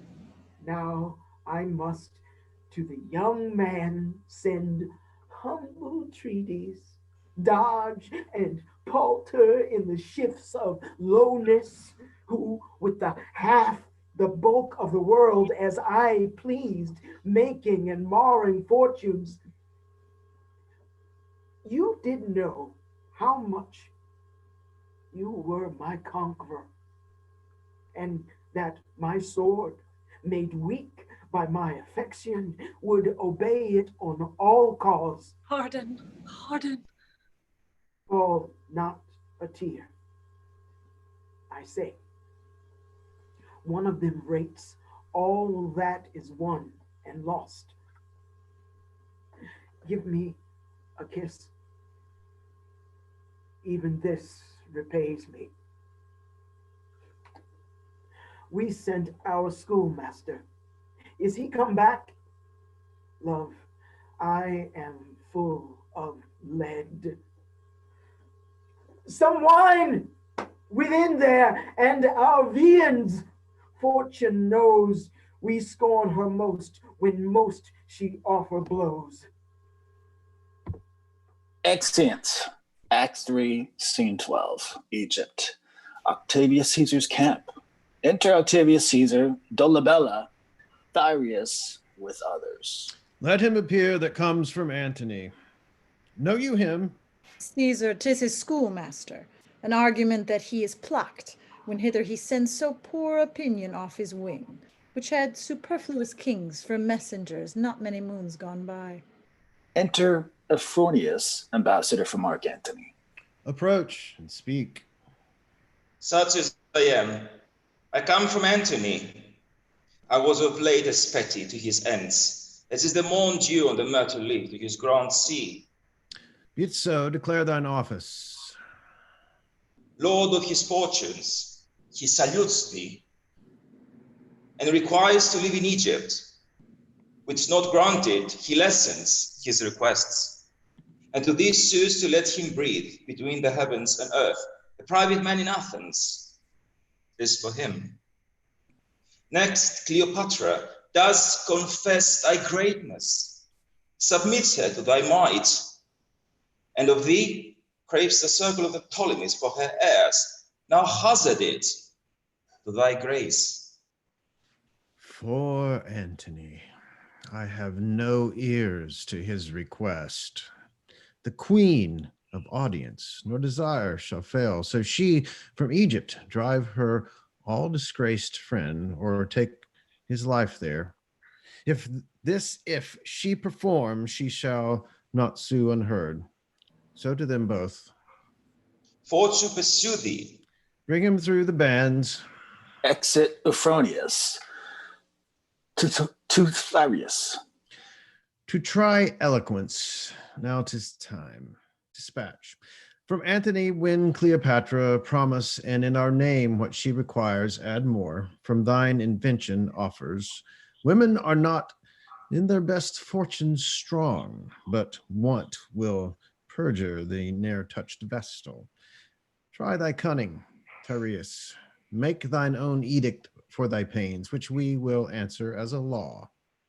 Caesar, Observe how Antony becomes his flaw, and what thou thinkest his very action speaks in every power that moves.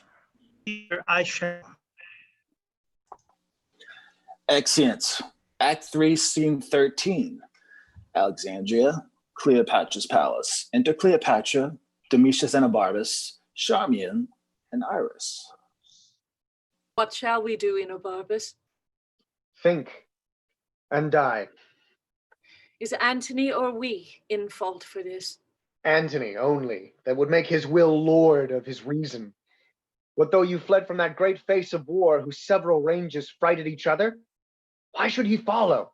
The itch of his affection should not then have nicked his captainship. At such a point, when half to half the world opposed, he being the mirrored question, 'twas a shame no less than was his loss, to course your flying flags and leave his navy gazing. Prithee, peace. Enter Mark Antony with Euphronius, the ambassador. Is that his answer? Aye, my lord. The queen shall then have courtesy, so she will yield us up. He says so. Let her note. To the boy Caesar, send this grizzled head, and he will fill thy wishes to the brim with principalities. That head, my lord? To him again. Tell him he wears the rose of youth upon him, from which the world should note something particular. His coin, ships, legions may be cowards, whose ministers would prevail under the service of a child as soon as in the command of a Caesar. I dare him, therefore, to lay his gay comparisons apart and answer me declined sword against sword, ourselves alone. I'll write it. Follow me. Exeunt Mark Antony and Ophrenius. And Nobarvis aside. Yes, like enough, high-battled Caesar will unstate his happiness and be staged to the show against a sworder. I see men's judgment are a parcel of their fortunes, and things outward do draw the inward quality after them to suffer all alike. That he should dream, knowing all measures, the full Caesar will answer his emptiness. Caesar, thou hast subdued his judgment too. Enter an attendant. A messenger from Caesar. What, no more ceremony? See my women? Against the blown rose may they stop their nose that kneeled unto the buds. Admit him, sir. Exit attendant. Demetrius aside. Mine honesty and I begin to square. The loyalty well held to fools does make our faith mere folly. Yet he that can endure to follow with allegiance a fallen lord does conquer him that did his master conquer, and earns a place in the story. Enter Therius. Caesar's will? Hear it apart. None but friends, say boldly. So happily are they friends to Antony.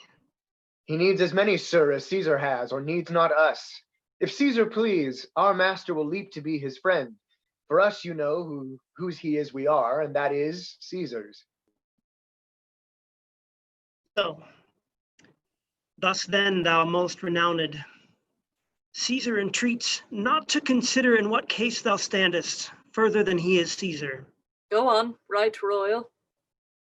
He knows that you embrace not Antony as you did love, but as you feared him. Oh. Scars upon your honor, therefore, he does pity, as constrained blemishes, not as deserved. He is a god and knows what is most right. Mine honor was not yielded, but conquered merely.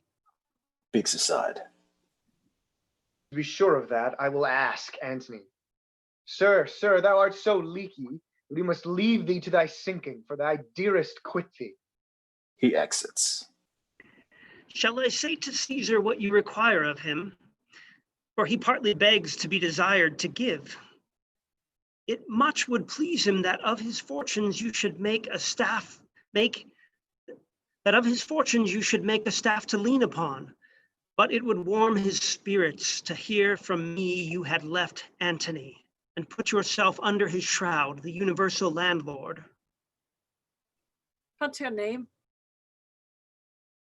My name is Arius.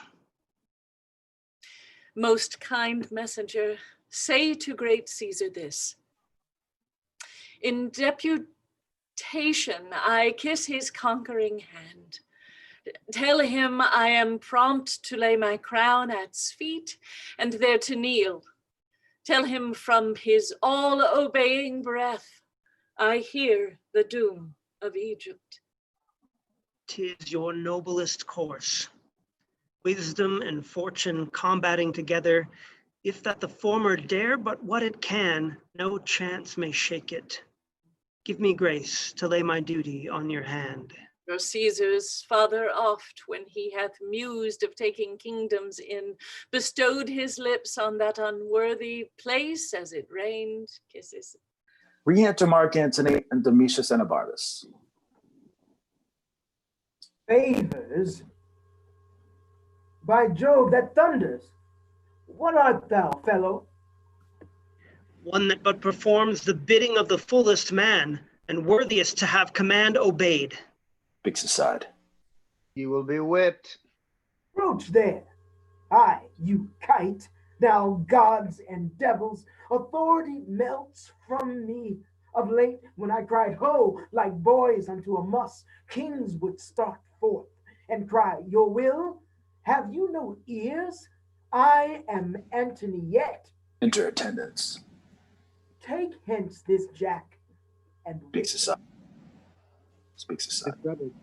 Tis better playing with a lion's whelp than with an old one dying. Moon and stars, whip him!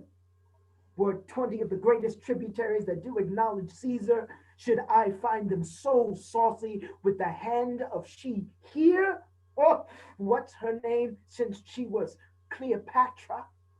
Whip him, fellows, till like a boy you see him cringe his face and whine aloud for mercy. Take him hence.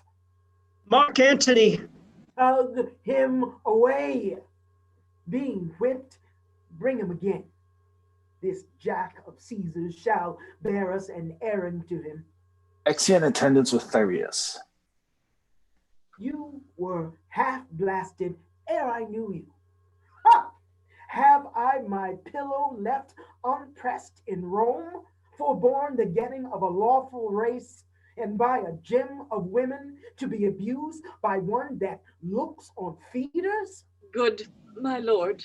You have been a boggler ever, but when we in our viciousness grow hard, oh, misery on't, the wise gods seal our eyes, in our own filth drop our clear judgments, make us adore our errors, laugh at us while we strut to our confusion. Oh, is't come to this? I found you a morsel cold upon dead Caesar's trencher. Nay, you were a fragment in Nenius Pompey's. Besides, what hotter hours unregistered in vulgar fame you have luxuriously picked out. For I am sure, though you can guess what temperance should be, you know not what it is. Wherefore is this? To let a playfellow, to let a fellow that will take rewards and say, God quit you, be familiar with my playfellow, your hand, this kingly seal and plighter of high hearts. Oh, that I were upon the hill of Bassan to outroar the horned herd, for I have savage cause, and to proclaim it civilly were like a haltered neck, which does the hangman thank for being yare about him. Re-enter attendants with Thyreus. Is he whipped? Soundly, my lord. Cried he, and begged a pardon. He did ask favor. If that thy father live, let him repent thou wast not made his daughter, and be thou sorry to follow Caesar in his triumph, since thou hast been whipped for following him. Henceforth the white hand of a lady fever thee, shake thou to look upon it. Get thee back to Caesar, tell him thy entertainment. Look, thou say, he makes me angry with him, for he seems proud and disdainful, harping on what I am, not what he knew I was. He makes me angry, and that this time most easy 'tis to do't. And when my good stars that were my former guides have empty left their orbs and shot their fires into the abysm of hell, if he mislike my speech and what is done, tell him he has Hipparchus, my enfranched bondsman, whom he may at pleasure whip or hang or torture as he shall like, to quit me. Urge it thou. Hence with thy stripes. Begone. Exit Thyreus. Have you done yet? Alack, our tarrying moon is now eclipsed, and it portends alone the fall of Antony. I must stay his time. To flatter Caesar, would you mingle eyes with one that ties his points? Not know me yet? Cold-hearted toward me?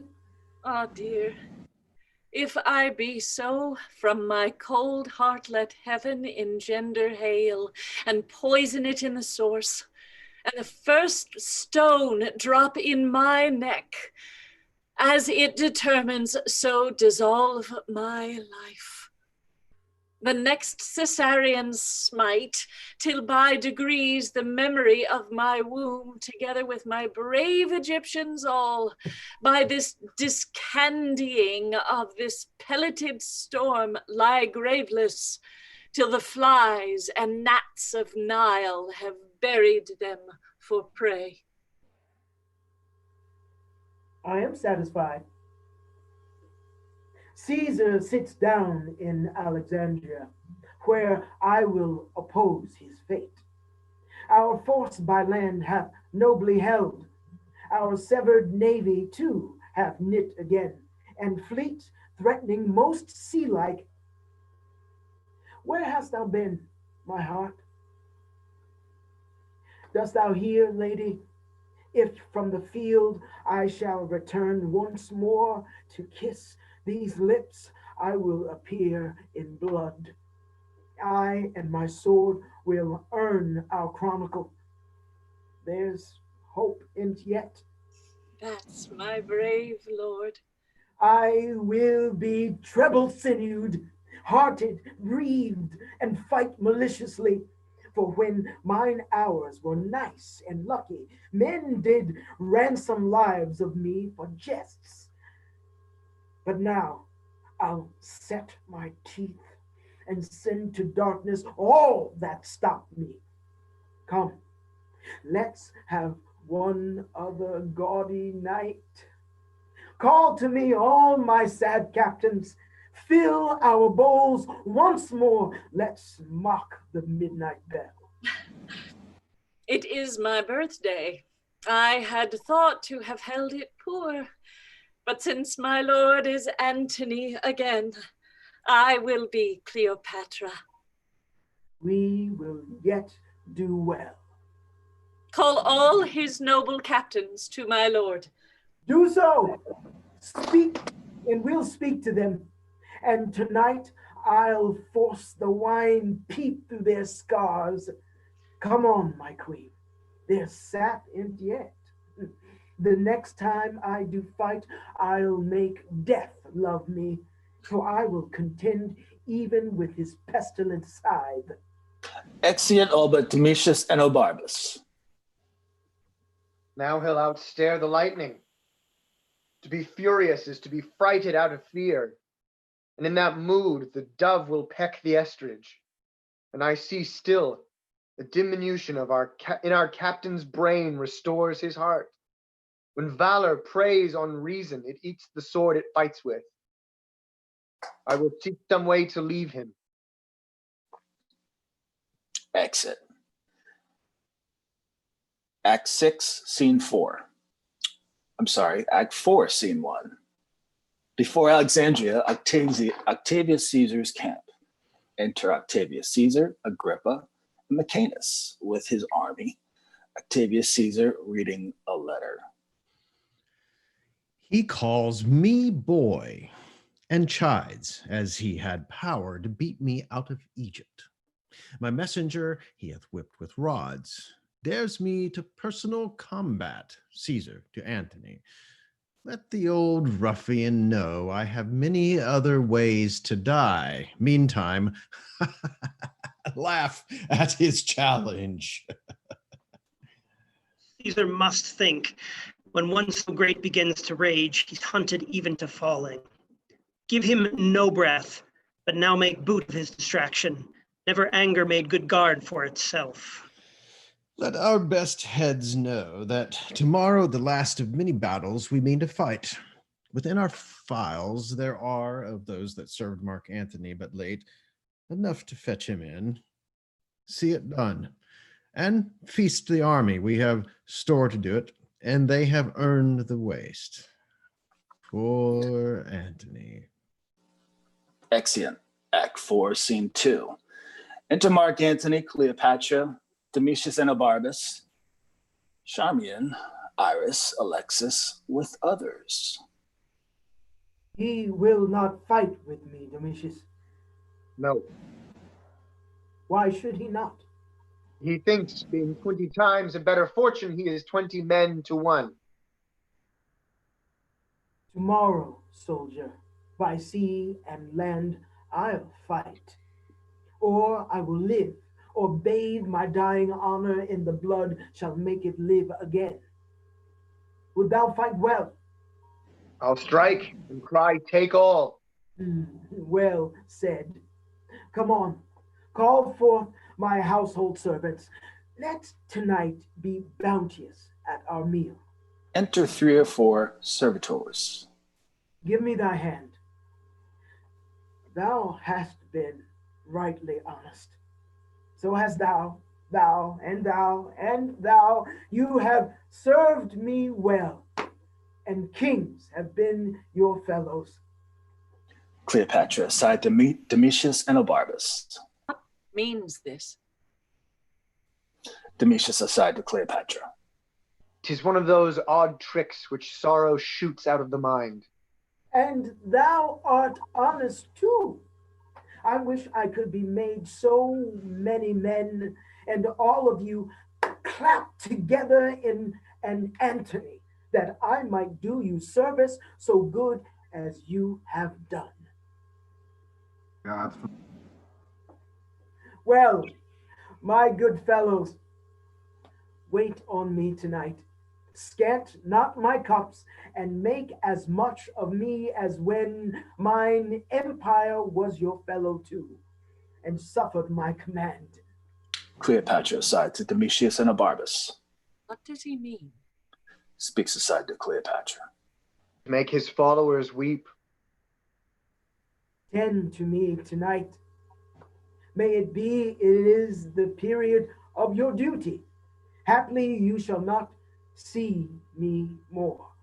Or if a mangled shadow, perchance tomorrow you'll serve another master. I look on you as one that takes his leave. Mine honest friends, I turn you not away, but like a master married to your good service, stay till death. Tend to me tonight 2 hours. I ask no more, and the gods yield ye for't. What mean you, sir, to give them this discomfort? Look, they weep, and I, an ass, am onion-eyed. For shame, transform us not to women. Now the witch take me, if I meant it thus. Grace grow where those drops fall. My hearty friends, you take me in too dolorous a sense, for I spake to you for your comfort. Did desire you to burn this night with torches. No, my hearts, I hope well of tomorrow, and will lead you where rather I'll expect victorious life than death and honor. Let's to supper. Come and drown consideration. Exeunt. Act 4, Scene 3. The same. Before the palace. Enter 2 soldiers to their guard. Brother, good night. Tomorrow is the day. You'll determine one way. Fare you well. Heard you of nothing strange about the streets? Nothing. What news? Belike 'tis but a rumor. Good night to you. Well, sir, good night. Enter 2 other soldiers. Soldiers, have careful watch.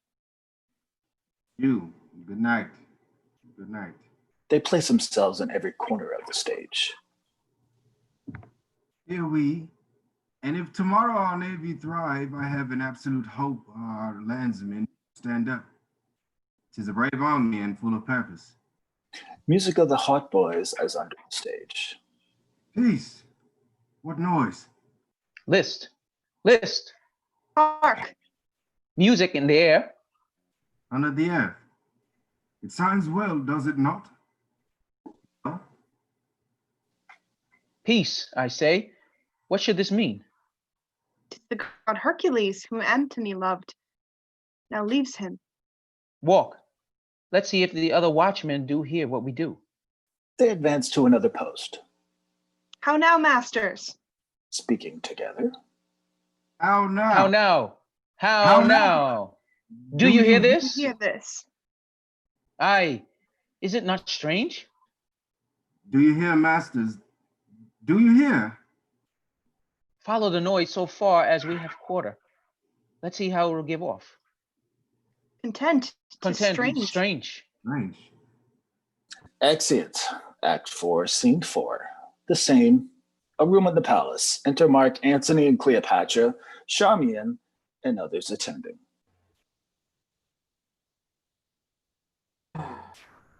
Eros! Mine armor, Eros! Sleep a little. No, my Chuck. Eros, come. Mine armor, Eros. Enter Eros with armor. Come, good fellow. Put mine armor on. If fortune be not ours today, it is because we brave her. Come. Nay, I'll help too. What's this for? Ah, let it be, let be. Thou art the armorer of my heart. False, false. This. Soothla, I'll help. Thus it must be. Well, we shall thrive now. Cease thou, my good fellow. Go, put on thy defenses. Briefly, sir. Is not this buckled well? Oh, rarely. He that unbuckles this, till we do please to daft our repose, shall hear a storm. Thou fumblest, Eros, and my queen's a squire. More tight at this than thou. Dispatch. Love, that thou couldst see my wars today, and knewst the royal occupation, thou shouldst see a workman in't. Enter an armed soldier. Good morrow to thee. Welcome. Thou lookst like him that knows a warlike charge. To business that we have love, we rise betime and go to it with delight. Thousands, sir. 'Tis early though it be, have on their riveted trim, and at the ports expect you. Shout, trumpets flourish. Enter captains and soldiers. Morn is fair. Good morrow, General. 'Tis well blown, lads. This morning, like the spirit of a youth that means to be of note, begins betimes. So, come, give me that. This way. Well said. Fare thee well, dame. Whate'er becomes of me, this is a soldier's kiss. Rebukable, He kisses and her. worthy, shameful check it were. To stand on more mechanic compliment, I'll leave thee now like a man of steel. You that will fight, follow me close. I'll bring you to it. Adieu. Exit Mark Antony, Eros, captains and soldiers. Please you, retire to your chamber. Lead me. He goes forth gallantly, that he and Caesar might determine this great war in a single fight. Then Antony, but now, well, on. Exeunt, Act 4, Scene 5. Alexandria, Mark Antony's camp. Trumpet sound, enter Mark Antony and Eros. A soldier meeting them. The gods make this a happy day to Antony. Would thou and those thy scars had once prevailed to make me fight at land? Hast thou done so, the king that have revolted, and the soldiers of this morning left thee, would have still followed thy heels. Who's gone this morning? One ever near thee, call for Enobarbus. He shall not hear thee, or from Caesar's camp say, I am none of thine. What sayest thou? Sir, he is with Caesar. Sir, his chests and treasure he has not with him. Is he gone? Most certain. Go, Eros. Send his treasure after. Do it. Detain no jot. I charge thee. Write to him. I will subscribe. Gentle adieus and greetings. Say that I wish he nevermore find cause to change a master. Ah, my fortunes have corrupted honest men. Dispatch. Barbus.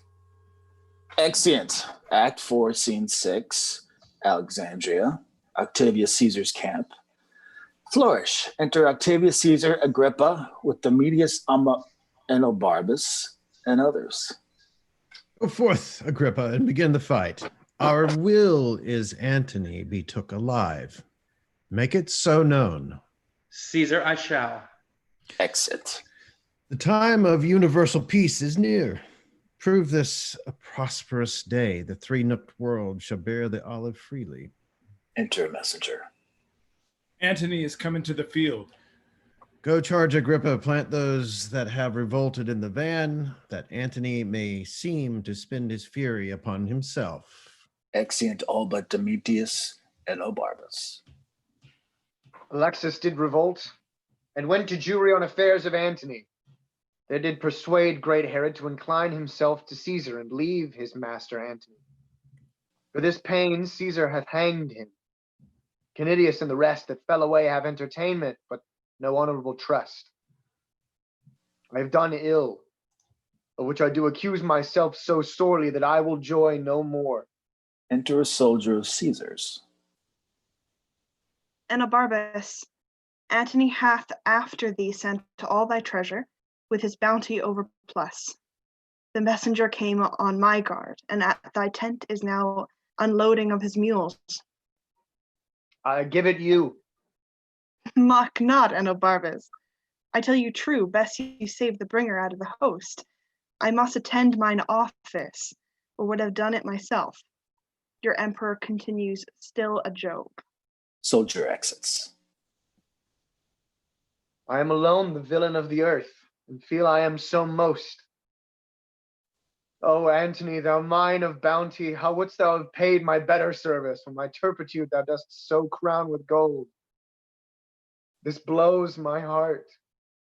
If swift thought break it not, a swifter mean shall outstrike thought. Thought will do it, I feel. I fight against thee. No, I will go seek some ditch wherein to die. The foulest best fits my latter part of life. Exit. Act 4, Scene 7. Field of battle between the camps. Alarum, drums, and trumpets. Enter Agrippa and others. Retire. We have engaged ourselves too far. Caesar himself has work, and our oppression exceeds what we expected. Exeunt. Alarums. Enter Mark Antony and Scaurus wounded. Oh, my brave emperor, this is fought indeed. Had we done so at first, we've driven them home with clouts about their heads. Thou bleedst apace. I had a wound here that was like a T, but now 'tis made an H. They do retire. We'll come into bench holes. I have yet room for 6 scotches more. Enter Eros. They are beaten, sir, and our advantage serves for a fair victory. Let us score their backs and snatch them up as we take hares behind. 'Tis sport to maul a runner. I will reward thee once for thy sprightly comfort, and tenfold for thy good valor. Come, be on. Post after. Exeunt. Act 4, Scene 8. Under the walls of Alexandria. Alarum, enter Mark Antony in a march, Scarus with others. We have beat him to his camp. Run on before, and let the queen know of our guests. Tomorrow, before the sun shall cease, we'll spill the blood that has today escaped. I thank you all, for doughty-handed are you, and have fought not as you serve the cause, but as had been each man's like mine. You have shown all Hectors. Enter the city, clip your wives, your friends, tell them your feats, whilst they with joyful tears wash the congealment from your wounds and kiss the honored gashes whole. To Scarus. Give me thy hand. Enter Cleopatra, attended. To this great fairy I'll commend thy acts. Make her thanks, bless thee. To Cleopatra. To thou, day, o'er the world, chain my armed neck. Leap thou, attire and all, through proof of harness to my heart, and there ride on the parts, triumphing. Lord of lords, O infinite virtue, comest thou smiling from the world's great snare uncaught? My nightingale, we have beaten them to their beds. What, girl? Though gray, do something mingle with your younger brown. Yet have we a brain that nourishes our nerves and can get goal for goal of youth.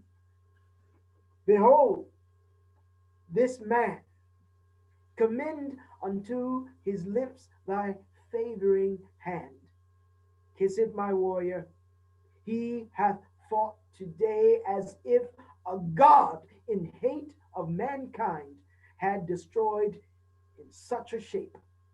I'll give thee, friend, an armor all of gold. It was a king's. He has deserved it, were it carbuncled like holy Phoebus's car.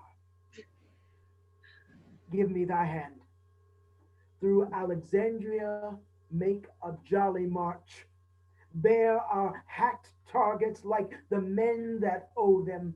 Had our great palace the capacity to camp this host, we all would sup together and drink carouses to the next day's fate, which promises royal peril.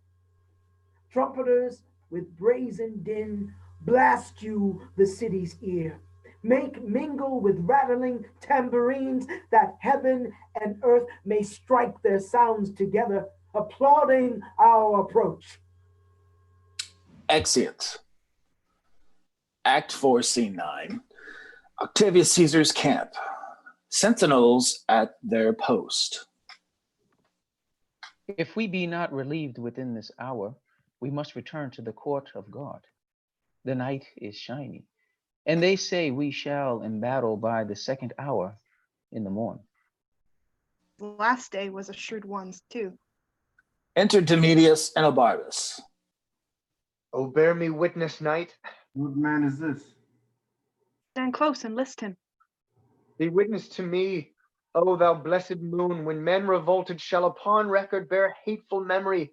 Poor Enobarbus did before thy face repent. Enobarbus! Peace. Hark further. O sovereign mistress of true melancholy, the poisonous damp of night dispunge upon me, that life, a very rebel to my will, may hang no longer on me. Throw my heart against the flint and hardness of my fault, which being dried with grief will break to powder and finish all foul thoughts. O Antony, nobler than my revolt is infamous. Forgive me in thine own particular, but let the world rank me in register a master leaver and a fugitive. O Antony, O Antony. He dies. Let's speak to him. Let's hear him. for the things he speaks may concern Caesar. Let's do so. But he sleeps. Swoons, rather, for so bad a prayer as his was never yet for sleep. We go to him. Awake, sir. Awake. Speak to us. Hear you, sir. The hand of death wrought him. Drums afar off. Hark! The drums! Demurely wake the sleepers. Let us bear him to the court of God. He is of note. Our hour is fully out. Come on, then. He may recover yet. Exeunt with the body. Act 4, Scene 10. Between the two camps, enter Mark Antony and Scaurus with their army. Their preparation is today by sea. We please them not by land. Both, my lord. I would they fight in the fire or in the air. We'd fight there too. But this is it is. Our foot upon the hills adjoining to the city shall stay with us. Order for sea is given. They have put forth the haven, where their appointment we may best discover and look on their endeavor.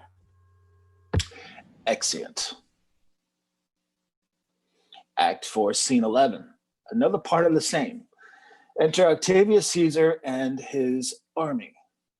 But being charged, we will be still by land, which, as I take it, we shall, for his best force is forth to man his galleys. To the vales, and hold our best advantage. Exeunt. Act 4, Scene 12, another part of the same. Enter Mark Antony and Scaurus. Yet they are not joined. Where yon pine does stand, I shall discover all. I'll bring thee word straight how 'tis like to go. Exit. Hollows have built in Cleopatra's sails their nests. The augurs say they know not, they cannot tell. Look grimly and dare not speak their knowledge. Antony is valiant and dejected, and by starts his fretted fortunes give him hope and fear of what he has and has not. Alarum afar off, as at a sea fight. Re-enter Mark Antony. All is lost. This foul Egyptian hath betrayed me. My fleet hath yielded to the foe, and yonder they cast their caps up and carouse together like friends long lost.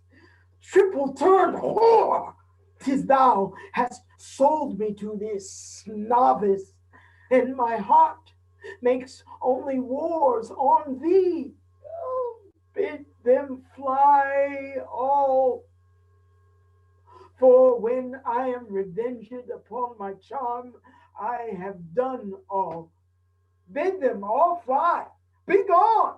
Exit Scaurus. Oh, son, thy uprise shall I see no more. Fortune and Antony part here.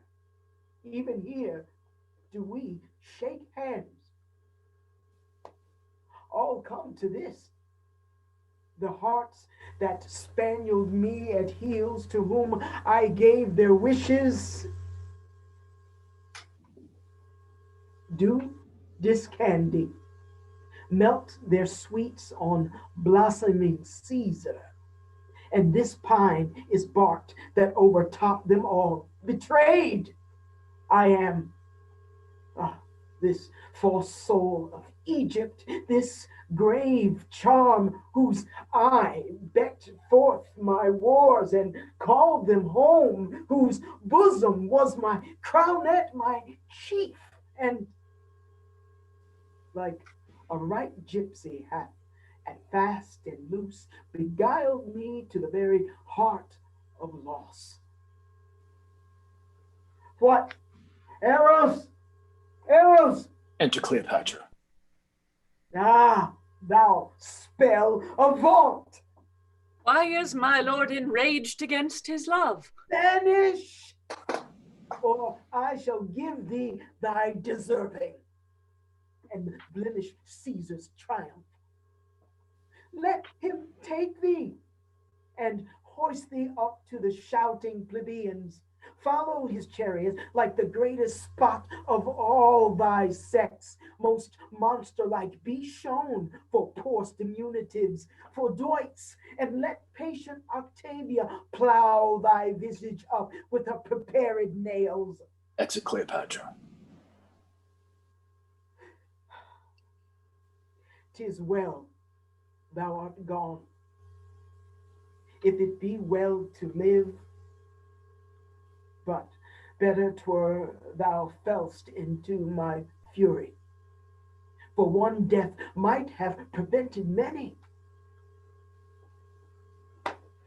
Eros, ho!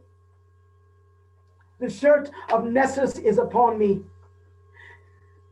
Teach me, Alcides, thou mine ancestor, thy rage. Let me lodge Lycus on the horns of the moon, and with those hands that grasp the heaviest club, subdue my worthiest self. The witch shall die. To the young Roman boy she hath sold me, and I fall under this plot. She dies for it. Eros, ho! Exit. Act 4, Scene 13, Alexandria, Cleopatra's palace. Enter Cleopatra, Charmian, Iris, and Madrian, and Mardian.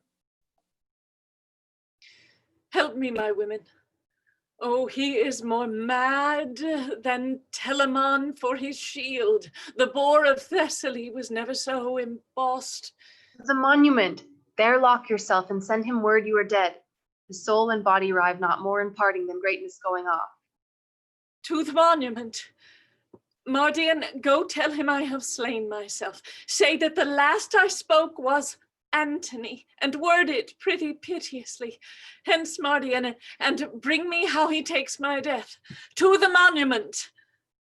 Exeunt. Act 4, Scene 14. The same, another room. Enter Mark Antony and Eros. Eros, thou yet beholdst me. Aye, noble lord. Sometimes we see a cloud that's dragonish, a vapor, sometime like a bear or a lion, a towered citadel, a pendant rock, a forked mountain or blue promontory with trees upon it that nod unto the world and mock our eyes with air. Thou hast seen these signs? They are Black Vesper's pageants. Aye, my lord. That which now is a horse, even with a thought, the rack dislimbs and makes it indistinct as water is in water. It does, my lord. My good knave Eros, now thy captain is even such a body. Here I am, Antony, yet cannot hold this visible shape. My knave, I made these wars for Egypt and the queen, whose heart I thought I had. Well, she had mine, which, whilst it was mine, had annexed unto 1,000,000 more, now lost. She, Eros, has packed cards with Caesar, and false played my glory unto an enemy's triumph. Nay, weep not, gentle Eros. There is left us ourselves to end ourselves. Enter Mardian. Ah, thy vile lady. She has robbed me of my sword. No, Antony. My mistress loved thee, and her fortunes mingled with thine entirely. Hence, saucy eunuch, peace! She hath betrayed me and shall die the death. Death of one person can be paid but once, and that she has discharged. What thou wouldst do is done unto thy hand. The last she spake was, Antony, most noble Antony. Then in the midst a tearing groan did break the name of Antony. It was divided between her heart and lips. She rendered life, thy name so buried in her. Dead, then? Dead. Unarmed Eros. The long day's task is done, and we must sleep. Tumardian. That thou departst hence safe does pay thy labor richly. Go. Eximardian. Off. Pluck off. The sevenfold shield of Ajax cannot keep the battery from my heart. Ah, cleave my sides. Heart, once beat stronger than thy continent, crack thy frail case. A pace, Eros, a pace.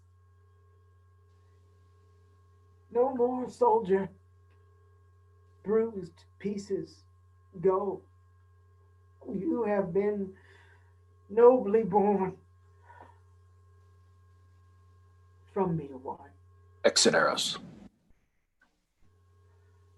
I will o'ertake thee, Cleopatra, and weep for my pardon. So it must be. For now, all length is torture, since the torch is out. Lie down and stray no further now. All labor mars what it does. Yea, very force entangles itself with strength. Seal then, all is done. Eros, I come, my queen. Eros, stay for me. Where souls do couch on flowers, we'll hand in hand, and with our sprightly port make the ghosts gaze. Dido and her Aeneas shall vaunt troops, and all the haunt be ours. Come, Eros, Eros! Re-enter Eros. What would my lord? Since Cleopatra died, I have lived in such dishonor that the gods detest my baseness. I, that with my sword quartered the world, and o'er green Neptune's back with ships made cities, condemn myself to lack the courage of a woman. Less noble mind than she, which by her death our Caesar tells, I am conqueror of myself. Thou art sworn, Eros, that when the exigent should come, which now is come indeed, when I should see behind me the inevitable prosecution of disgrace and horror, that on my command thou then wouldst kill me. Do't? The time is come.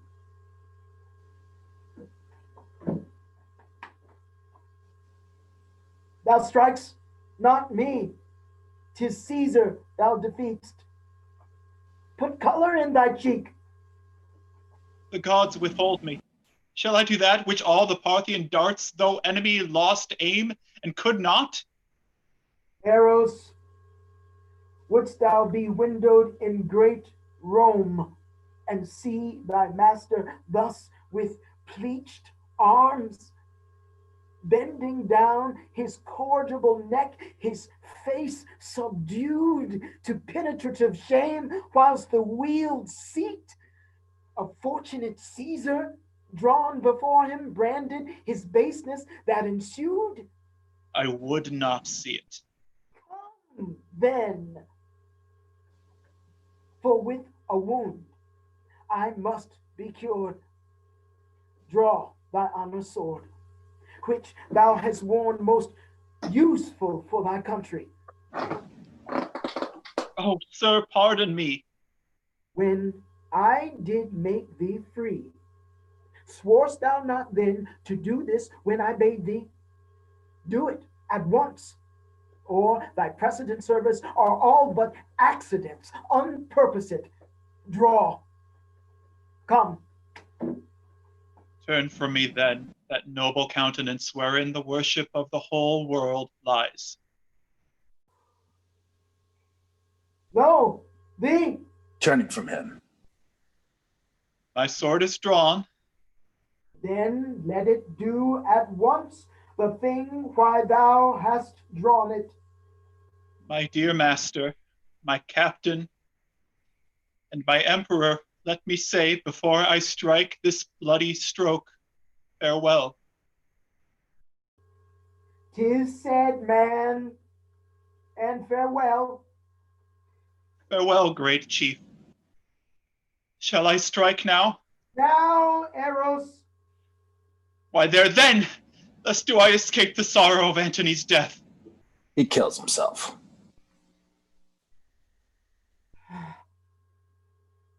Thrice nobler than myself. Thou teachest me, O valiant Eros, what I should and thou couldst not. My queen and Eros have by their brave instruction got upon me a nobleness in record. But I will be a bridegroom in my death and run into it as to a lover's bed. Come then, and Eros, thy master dies, thy scholar to do thus. Falling on the sword. I learned of thee. How? Not dead? Not dead? The guard, ho! Dispatch me! Enter Decatus and guard. What's the noise? I have done my work in, friends. Make an end of what I have begun. Stars fallen. And time is at his period. Alas and woe. Let him that loves me strike me dead. Not I. Nor I. Or anyone. Exeunt guard.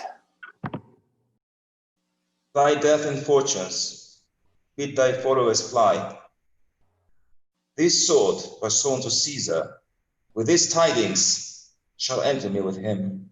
Enter Diomedes. Where's Antony? There, Diomede, there. Lives he? Wilt thou not answer, man? Exeunt Decatus. Art thou there, Diomed? Draw thy sword and give me sufficing strokes of death. Most absolute Lord, my mistress Cleopatra sent me to thee. When did she send thee? Now, my lord. Where is she? Locked in her monument. She had a prophesying fear of what hath come to pass. For when she saw, which never shall be found, you did suspect she had disposed with Caesar, and that your rage would not be purged, she sent you word she was dead. But fearing since how it might work, hath sent me to proclaim the truth, and I am come, I dread, too late. Too late, good Diomed. Call my guard, I prithee. What ho, the emperor's guard! The guard, what ho? Come, your lord calls. Enter 4 or 5 of the guard of Mark Antony. Bear me, good friends, where Cleopatra bides. 'Tis the last service that I shall command you.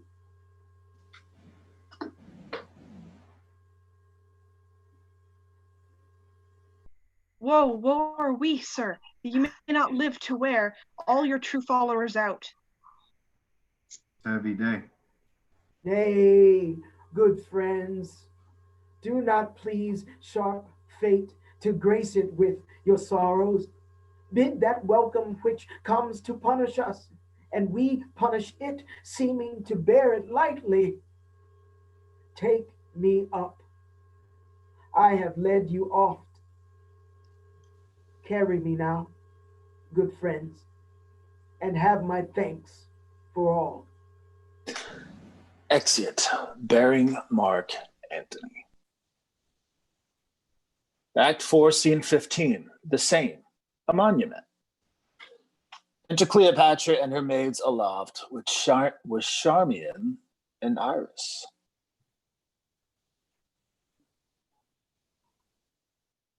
O Charmian, I will never go from hence.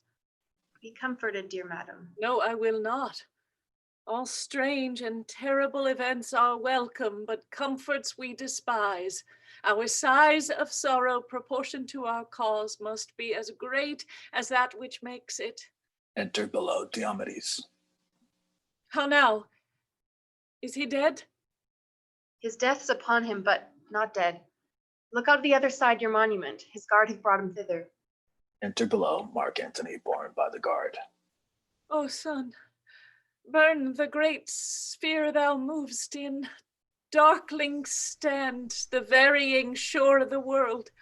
Oh, Antony, Antony, Antony, help Charmian, help Iris, help friend, help, friends below. Let's draw him hither. Peace.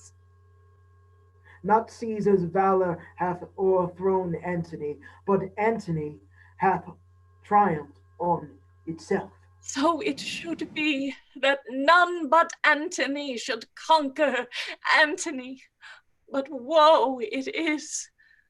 I am dying, Egypt, dying. Only I hear importune death a while, until of many thousand kisses the poor last I lay up thy lips. I dare not, dear. Dear my lord, pardon, I dare not, lest I be taken.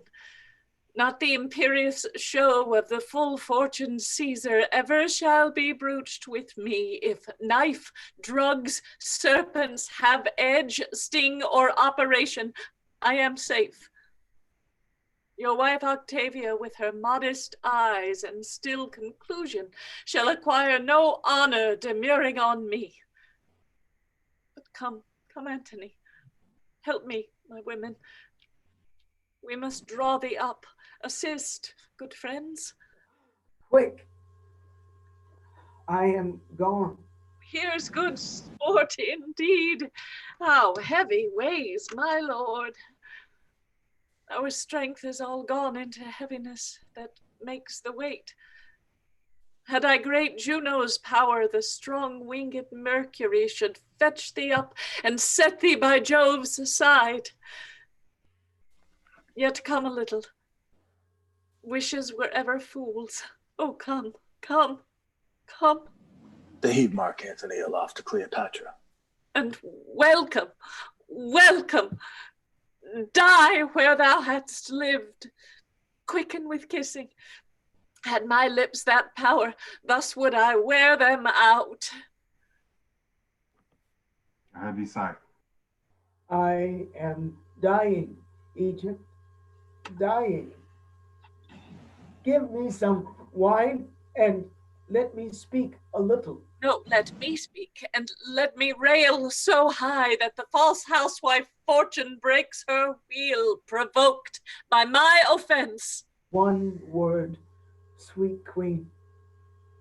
Of Caesar seek your honor with your safety.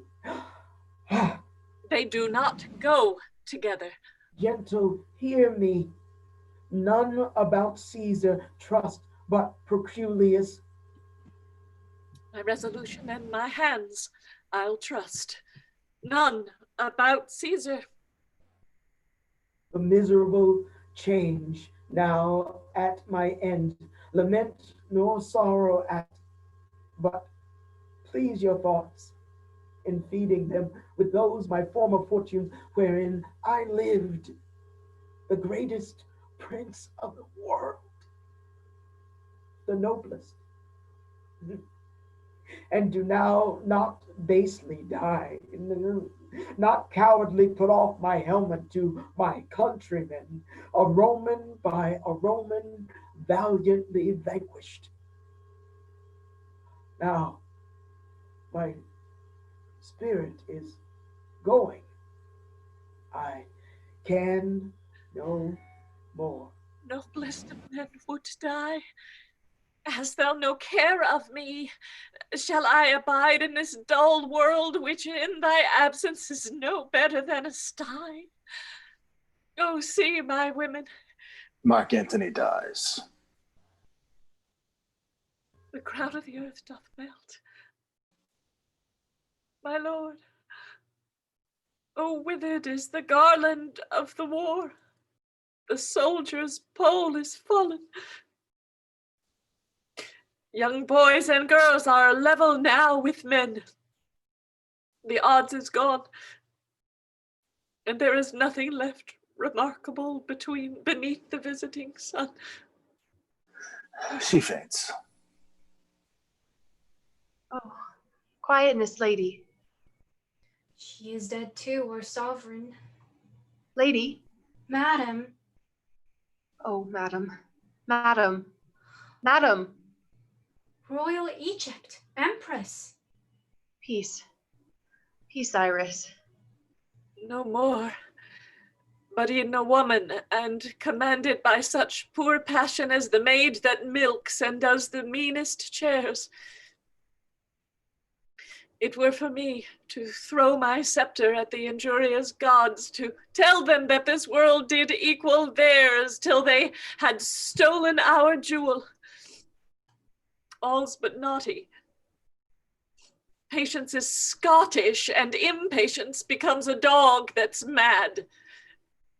Then is it sin to rush into the secret house of death, ere death dare come to us? How do you, women? What?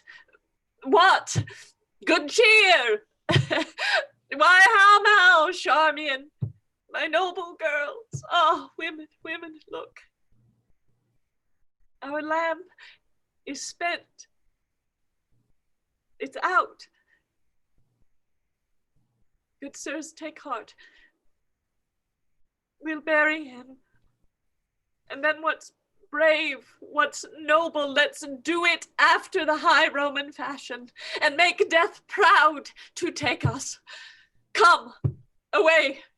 This case of that huge spirit now is cold. Come, women, come. We have no friend but resolution and the briefest end. Exeunt those above bearing off Mark Antony's body. Act 5, Scene 1. Alexandria, Octavius Caesar's camp. Enter Octavius Caesar, Agrippa, Dolabella, Macanus, Gallus, Proculius, and others, his councils of war. Go to him, Dolabella, I bid him yield. Being so frustrate, tell him he mocks the pauses that he makes. Caesar, I shall. Exit. Enter Dercivus with the sword of Mark Antony. Wherefore is that? And what art thou that darest appear thus to us? I'm called Desetus. Mark Antony I served, who best was worthy, best to be served. Once he stood up and spoke, he was my master, and I wore my life to spend upon his haters. If thou please to take me to thee, as I was to him, I'll be to Caesar. If thou pleasest not, I yield thee up my life. What is it thou sayest? I say, O Caesar, Antony is dead. The breaking of so great a thing should make a greater crack. The round world should have shook lions into civil streets and citizens to their dens. The death of Antony is not a single doom. The name lay in moiety of the world. He is dead, Caesar, not by a public minister of justice, nor by a hired knife, but that self-hand, which read his honor in the acts he did, hath, with the courage which the heart did lend it, splitted the heart. This is his sword, I robbed his wound of it. Behold it stained with his most noble blood. Look, you sad friends, the gods rebuke me, but it is tidings to wash the eyes of kings.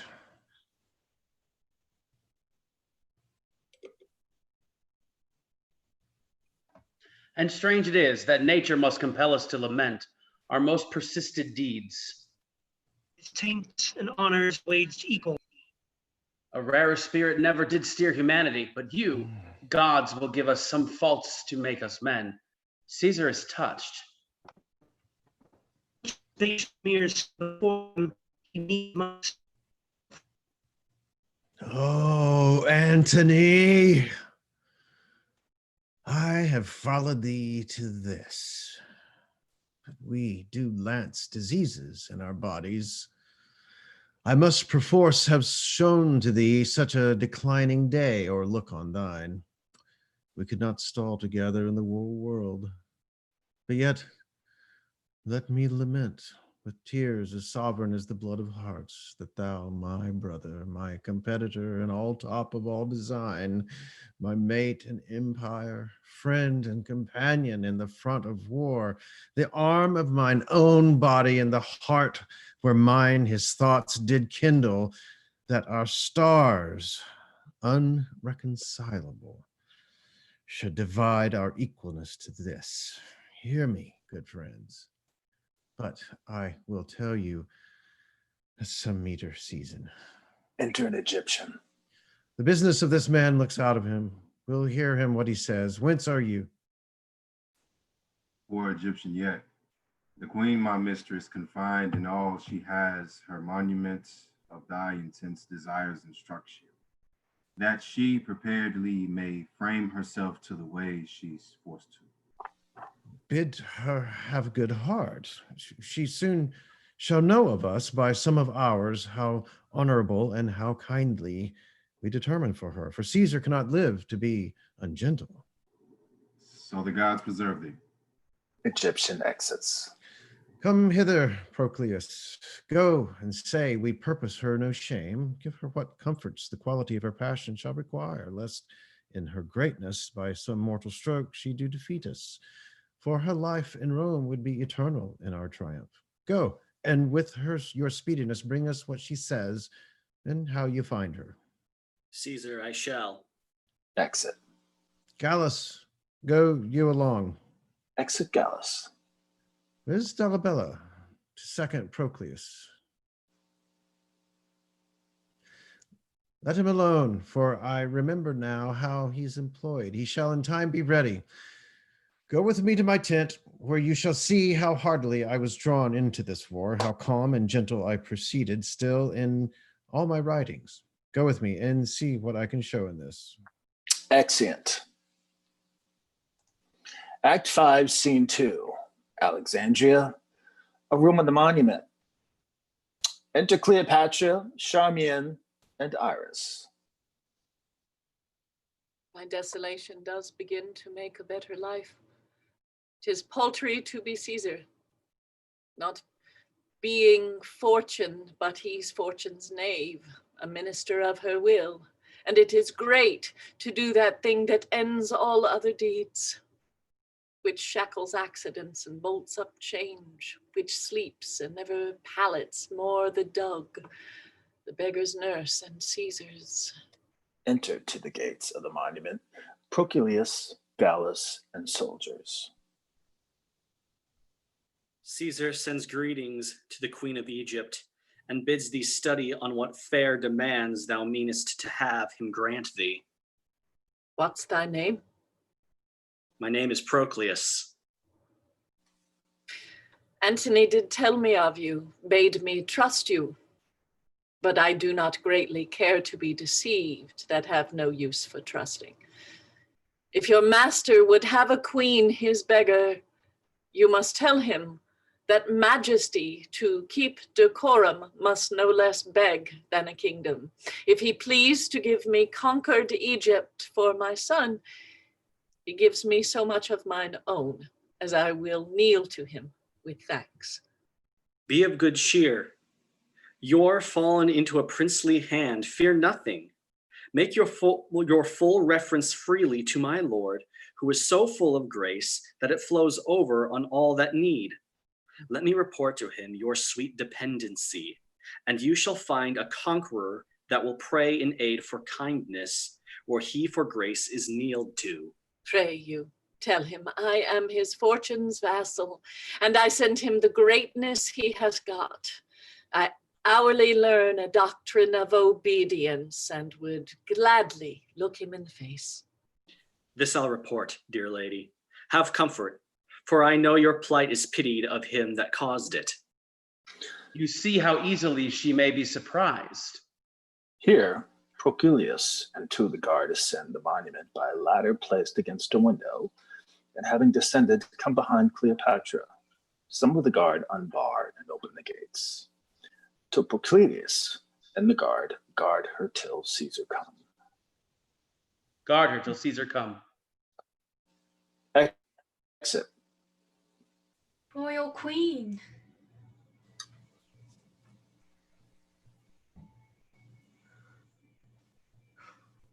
Oh, Royal Queen.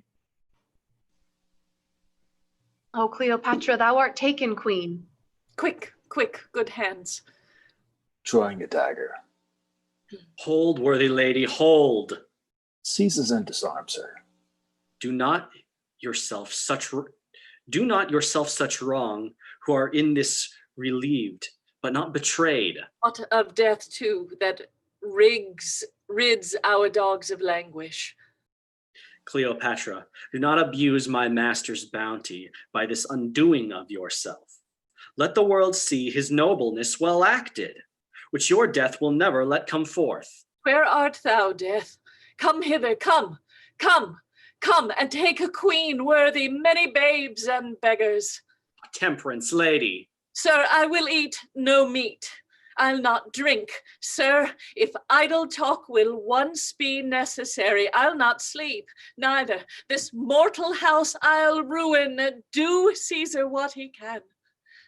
Know, sir, that I will not wait pinioned at your master's court, nor once be chastised with the sober eye of dull Octavia.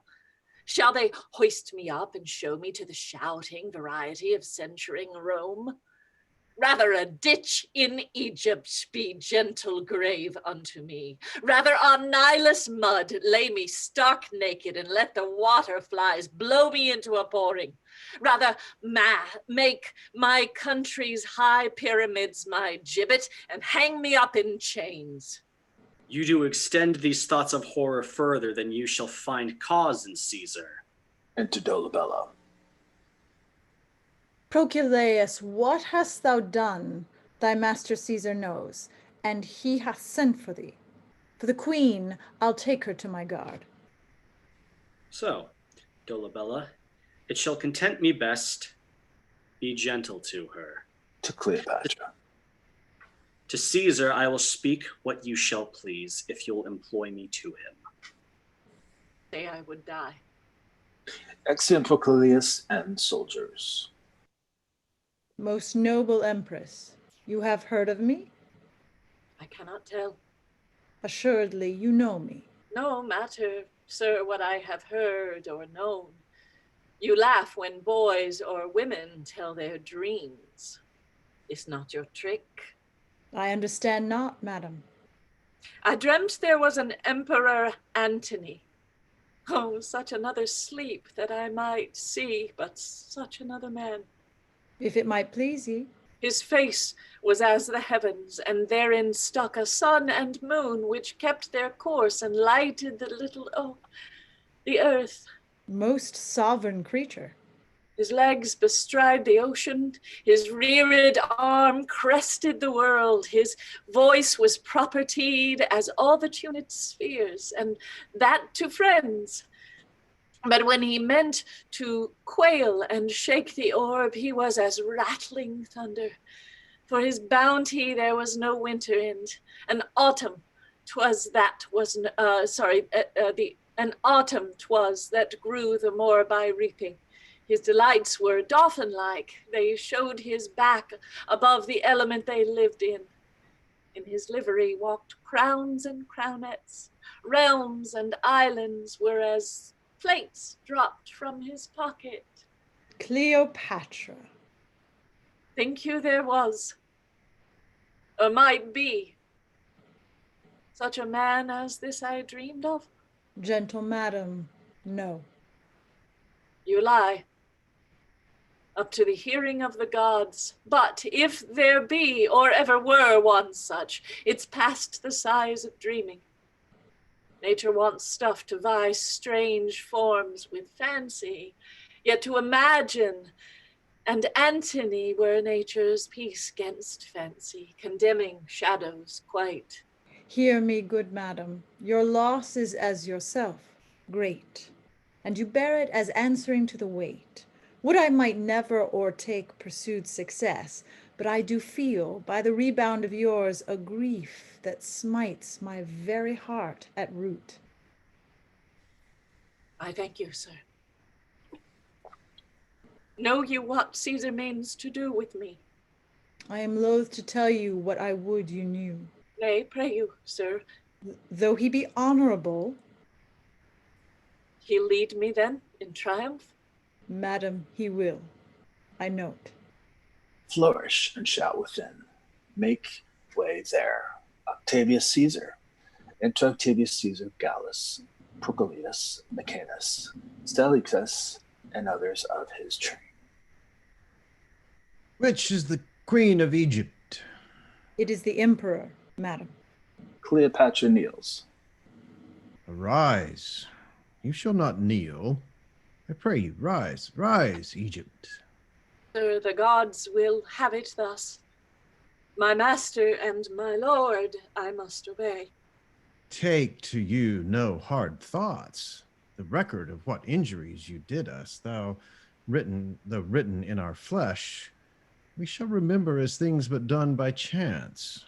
Sole sir of the world, I cannot project mine own cause so well to make it clear, but do confess I have been laden with like frailties, which before have often shamed our sex. Cleopatra, no, we will extenuate rather than enforce. If you apply yourself to our intents, which towards you are most gentle, you shall find a benefit in this change. But if you seek to lay on me a cruelty by taking Antony's course, you shall bereave yourself of my good purposes and put your children to that destruction which I'll guard them from, if thereon you rely. I'll take my leave. And may through all the world, 'tis yours, and we your scutcheons and your signs of conquest shall hang in what place you please. Here, my good lord. You shall advise me in all for Cleopatra. This is the brief of money, plate, and jewels I am possessed of. 'Tis exactly valued, not petty things admitted. Where's Seleucus? Here, madam. This is my treasure. Let him speak, my lord, upon his peril, that I have reserved to myself nothing. Speak the truth, Seleucus. Madam, I had rather seal my lips than to my peril speak that which is not. What have I kept back? Enough to purchase what you have made known. Nay, blush not, Cleopatra. I approve your wisdom in the deed. See, Caesar, Oh, behold, how pompous followed mine will now be yours. And should we shift estates, yours would be mine. The ingratitude of this Seleucus does even make me wild. O slave of no more trust than love that's hired, what goest thou back? Thou shalt go back, I warrant thee. But I'll catch thine eyes, though they had wings. Slave, soulless villain, dog, oh, rarely base. Good Queen, let us entreat you. Caesar, what a wounding shame is this, that thou vouchsafing here to visit me, doing the honor of thy lordliness to one so meek, that mine own servant should parcel the sum of my disgraces by addition of his envy. Say, good Caesar, that I some lady trifles have reserved, mementoes, things of such dignity as we great modern friends withal, and say some nobler token I have kept apart for Livia and Octavia to induce their mediation. Must I be unfolded with one that I have bred? The gods, it smites me beneath the fall I have. To Seleucus. Prithee, go hence, or I shall show the cinders of my spirits through the ashes of my chance. Wert thou a man, thou wouldst have mercy on me. Forbear, Seleucus. Exit Seleucus. Be it known that we, the greatest, are misthought for things that others do. And when we fall, we answer others' merits in our name, are therefore to be pitied. Cleopatra, not what you have reserved, nor what acknowledged, put we it to the role of conquest. So be it yours, bestow it at your pleasure, and believe Caesar's no merchant to make prize with you of things that merchants sold. Therefore be cheered, make not your thoughts or your prisons. No, dear queen, for we intend so to dispose you as yourself shall give us counsel, feed and sleep. Our care and pity is so much upon you that we remain your friend, and so adieu. My master and my lord. Not so. Adieu. Flourish. Exeunt Octavius Caesar and his train. He words me, girls. He words me that I should not be noble to myself. But hark thee, Charmian. Whispers Charmian. Finish, good lady. The bright day is done, and we are for the dark. Hie thee again. I have spoke already, and it is provided. Go put it to the haste. Madam, I will. Re-enter Dolabella. Where is the queen? Behold, sir. She exits. Dolabella? Madam, as thereto sworn by your command, which my love makes religion to obey, I tell you this. Caesar through Syria intends his journey, and within 3 days you with your children will he send before. Make your best use of this. I have performed your pleasure and my promise. Dolabella, I shall remain your debtor. I your servant. Adieu, good queen. I must attend on Caesar. Farewell, and thanks. Exit Dolabella. Now, Iris, what thinkst thou? Though an Egyptian puppet, shalt be shown in Rome as well as I. Mechanic slaves with greasy aprons, rules and hammers shall uplift us to the view. In their thick breaths, rank of gross diet shall be enclouded and forced to drink their vapor. The gods forbid. Nay, 'tis most certain, Iris. Saucy lictors will catch at us like strumpets, and scald rhymers ballad us out of tune. The quick comedians extemporally will stage us and present our Alexandrian revels. Antony shall be brought drunken forth, and I shall see some squeaking Cleopatra boy, my greatness in the posture of a whore. Oh, the good gods. Nay, that's certain. I'll never see it, for I am sure my nails are stronger than mine eyes. Why, that's the way to fool. There, preparation and to conquer their most absurd intents. Re-enter Charmian. Now, Charmian, show me, my women, like a queen, go fetch my best attires. I am again for sideness to meet Mark Antony. Sirrah Iris, go. Now, noble Charmian, we'll dispatch indeed, and when thou hast done this chair, I'll give thee leave to play till doomsday. Bring our crown and all. Exit Iris. Wherefore's this noise? Enter a guardsman. Here is a rural fellow that will not be denied your highness's presence. He brings you figs. Let him come in. Exit guardsman. What poor an instrument may do a noble deed. He brings me liberty. My resolution's placed, and I have nothing of woman in me. Now from head to foot, I am marble constant. Now the fleeting moon, no planet is of mine. Re-enter guardsman with clown bringing in a basket. This is the man. Avoid and leave him. Exit guardsman. Hast thou the pretty worm of Nilus there that kills and pains not? Truly, I have him, but I would not be the party that should desire you to touch him. For his biting is immortal. Those that do die of it do seldom or never recover. Rememberest thou any that have died on't? Oh, very many men, and women too. I heard of one of them no longer than yesterday. A very honest woman, but something given to a lie, as a woman should not do, but in the way of honesty. How she died of the biting of it, what pain she felt, truly. She makes a very good report of the worm. But he that will believe all that they say shall never be saved by half that they do. But this is most fallible. The worm's an odd worm. Get thee hence. Farewell. I wish you all the joy of the worm. Setting down his basket. Farewell. You must think this, look you, that the worm will do his kind. Aye, farewell.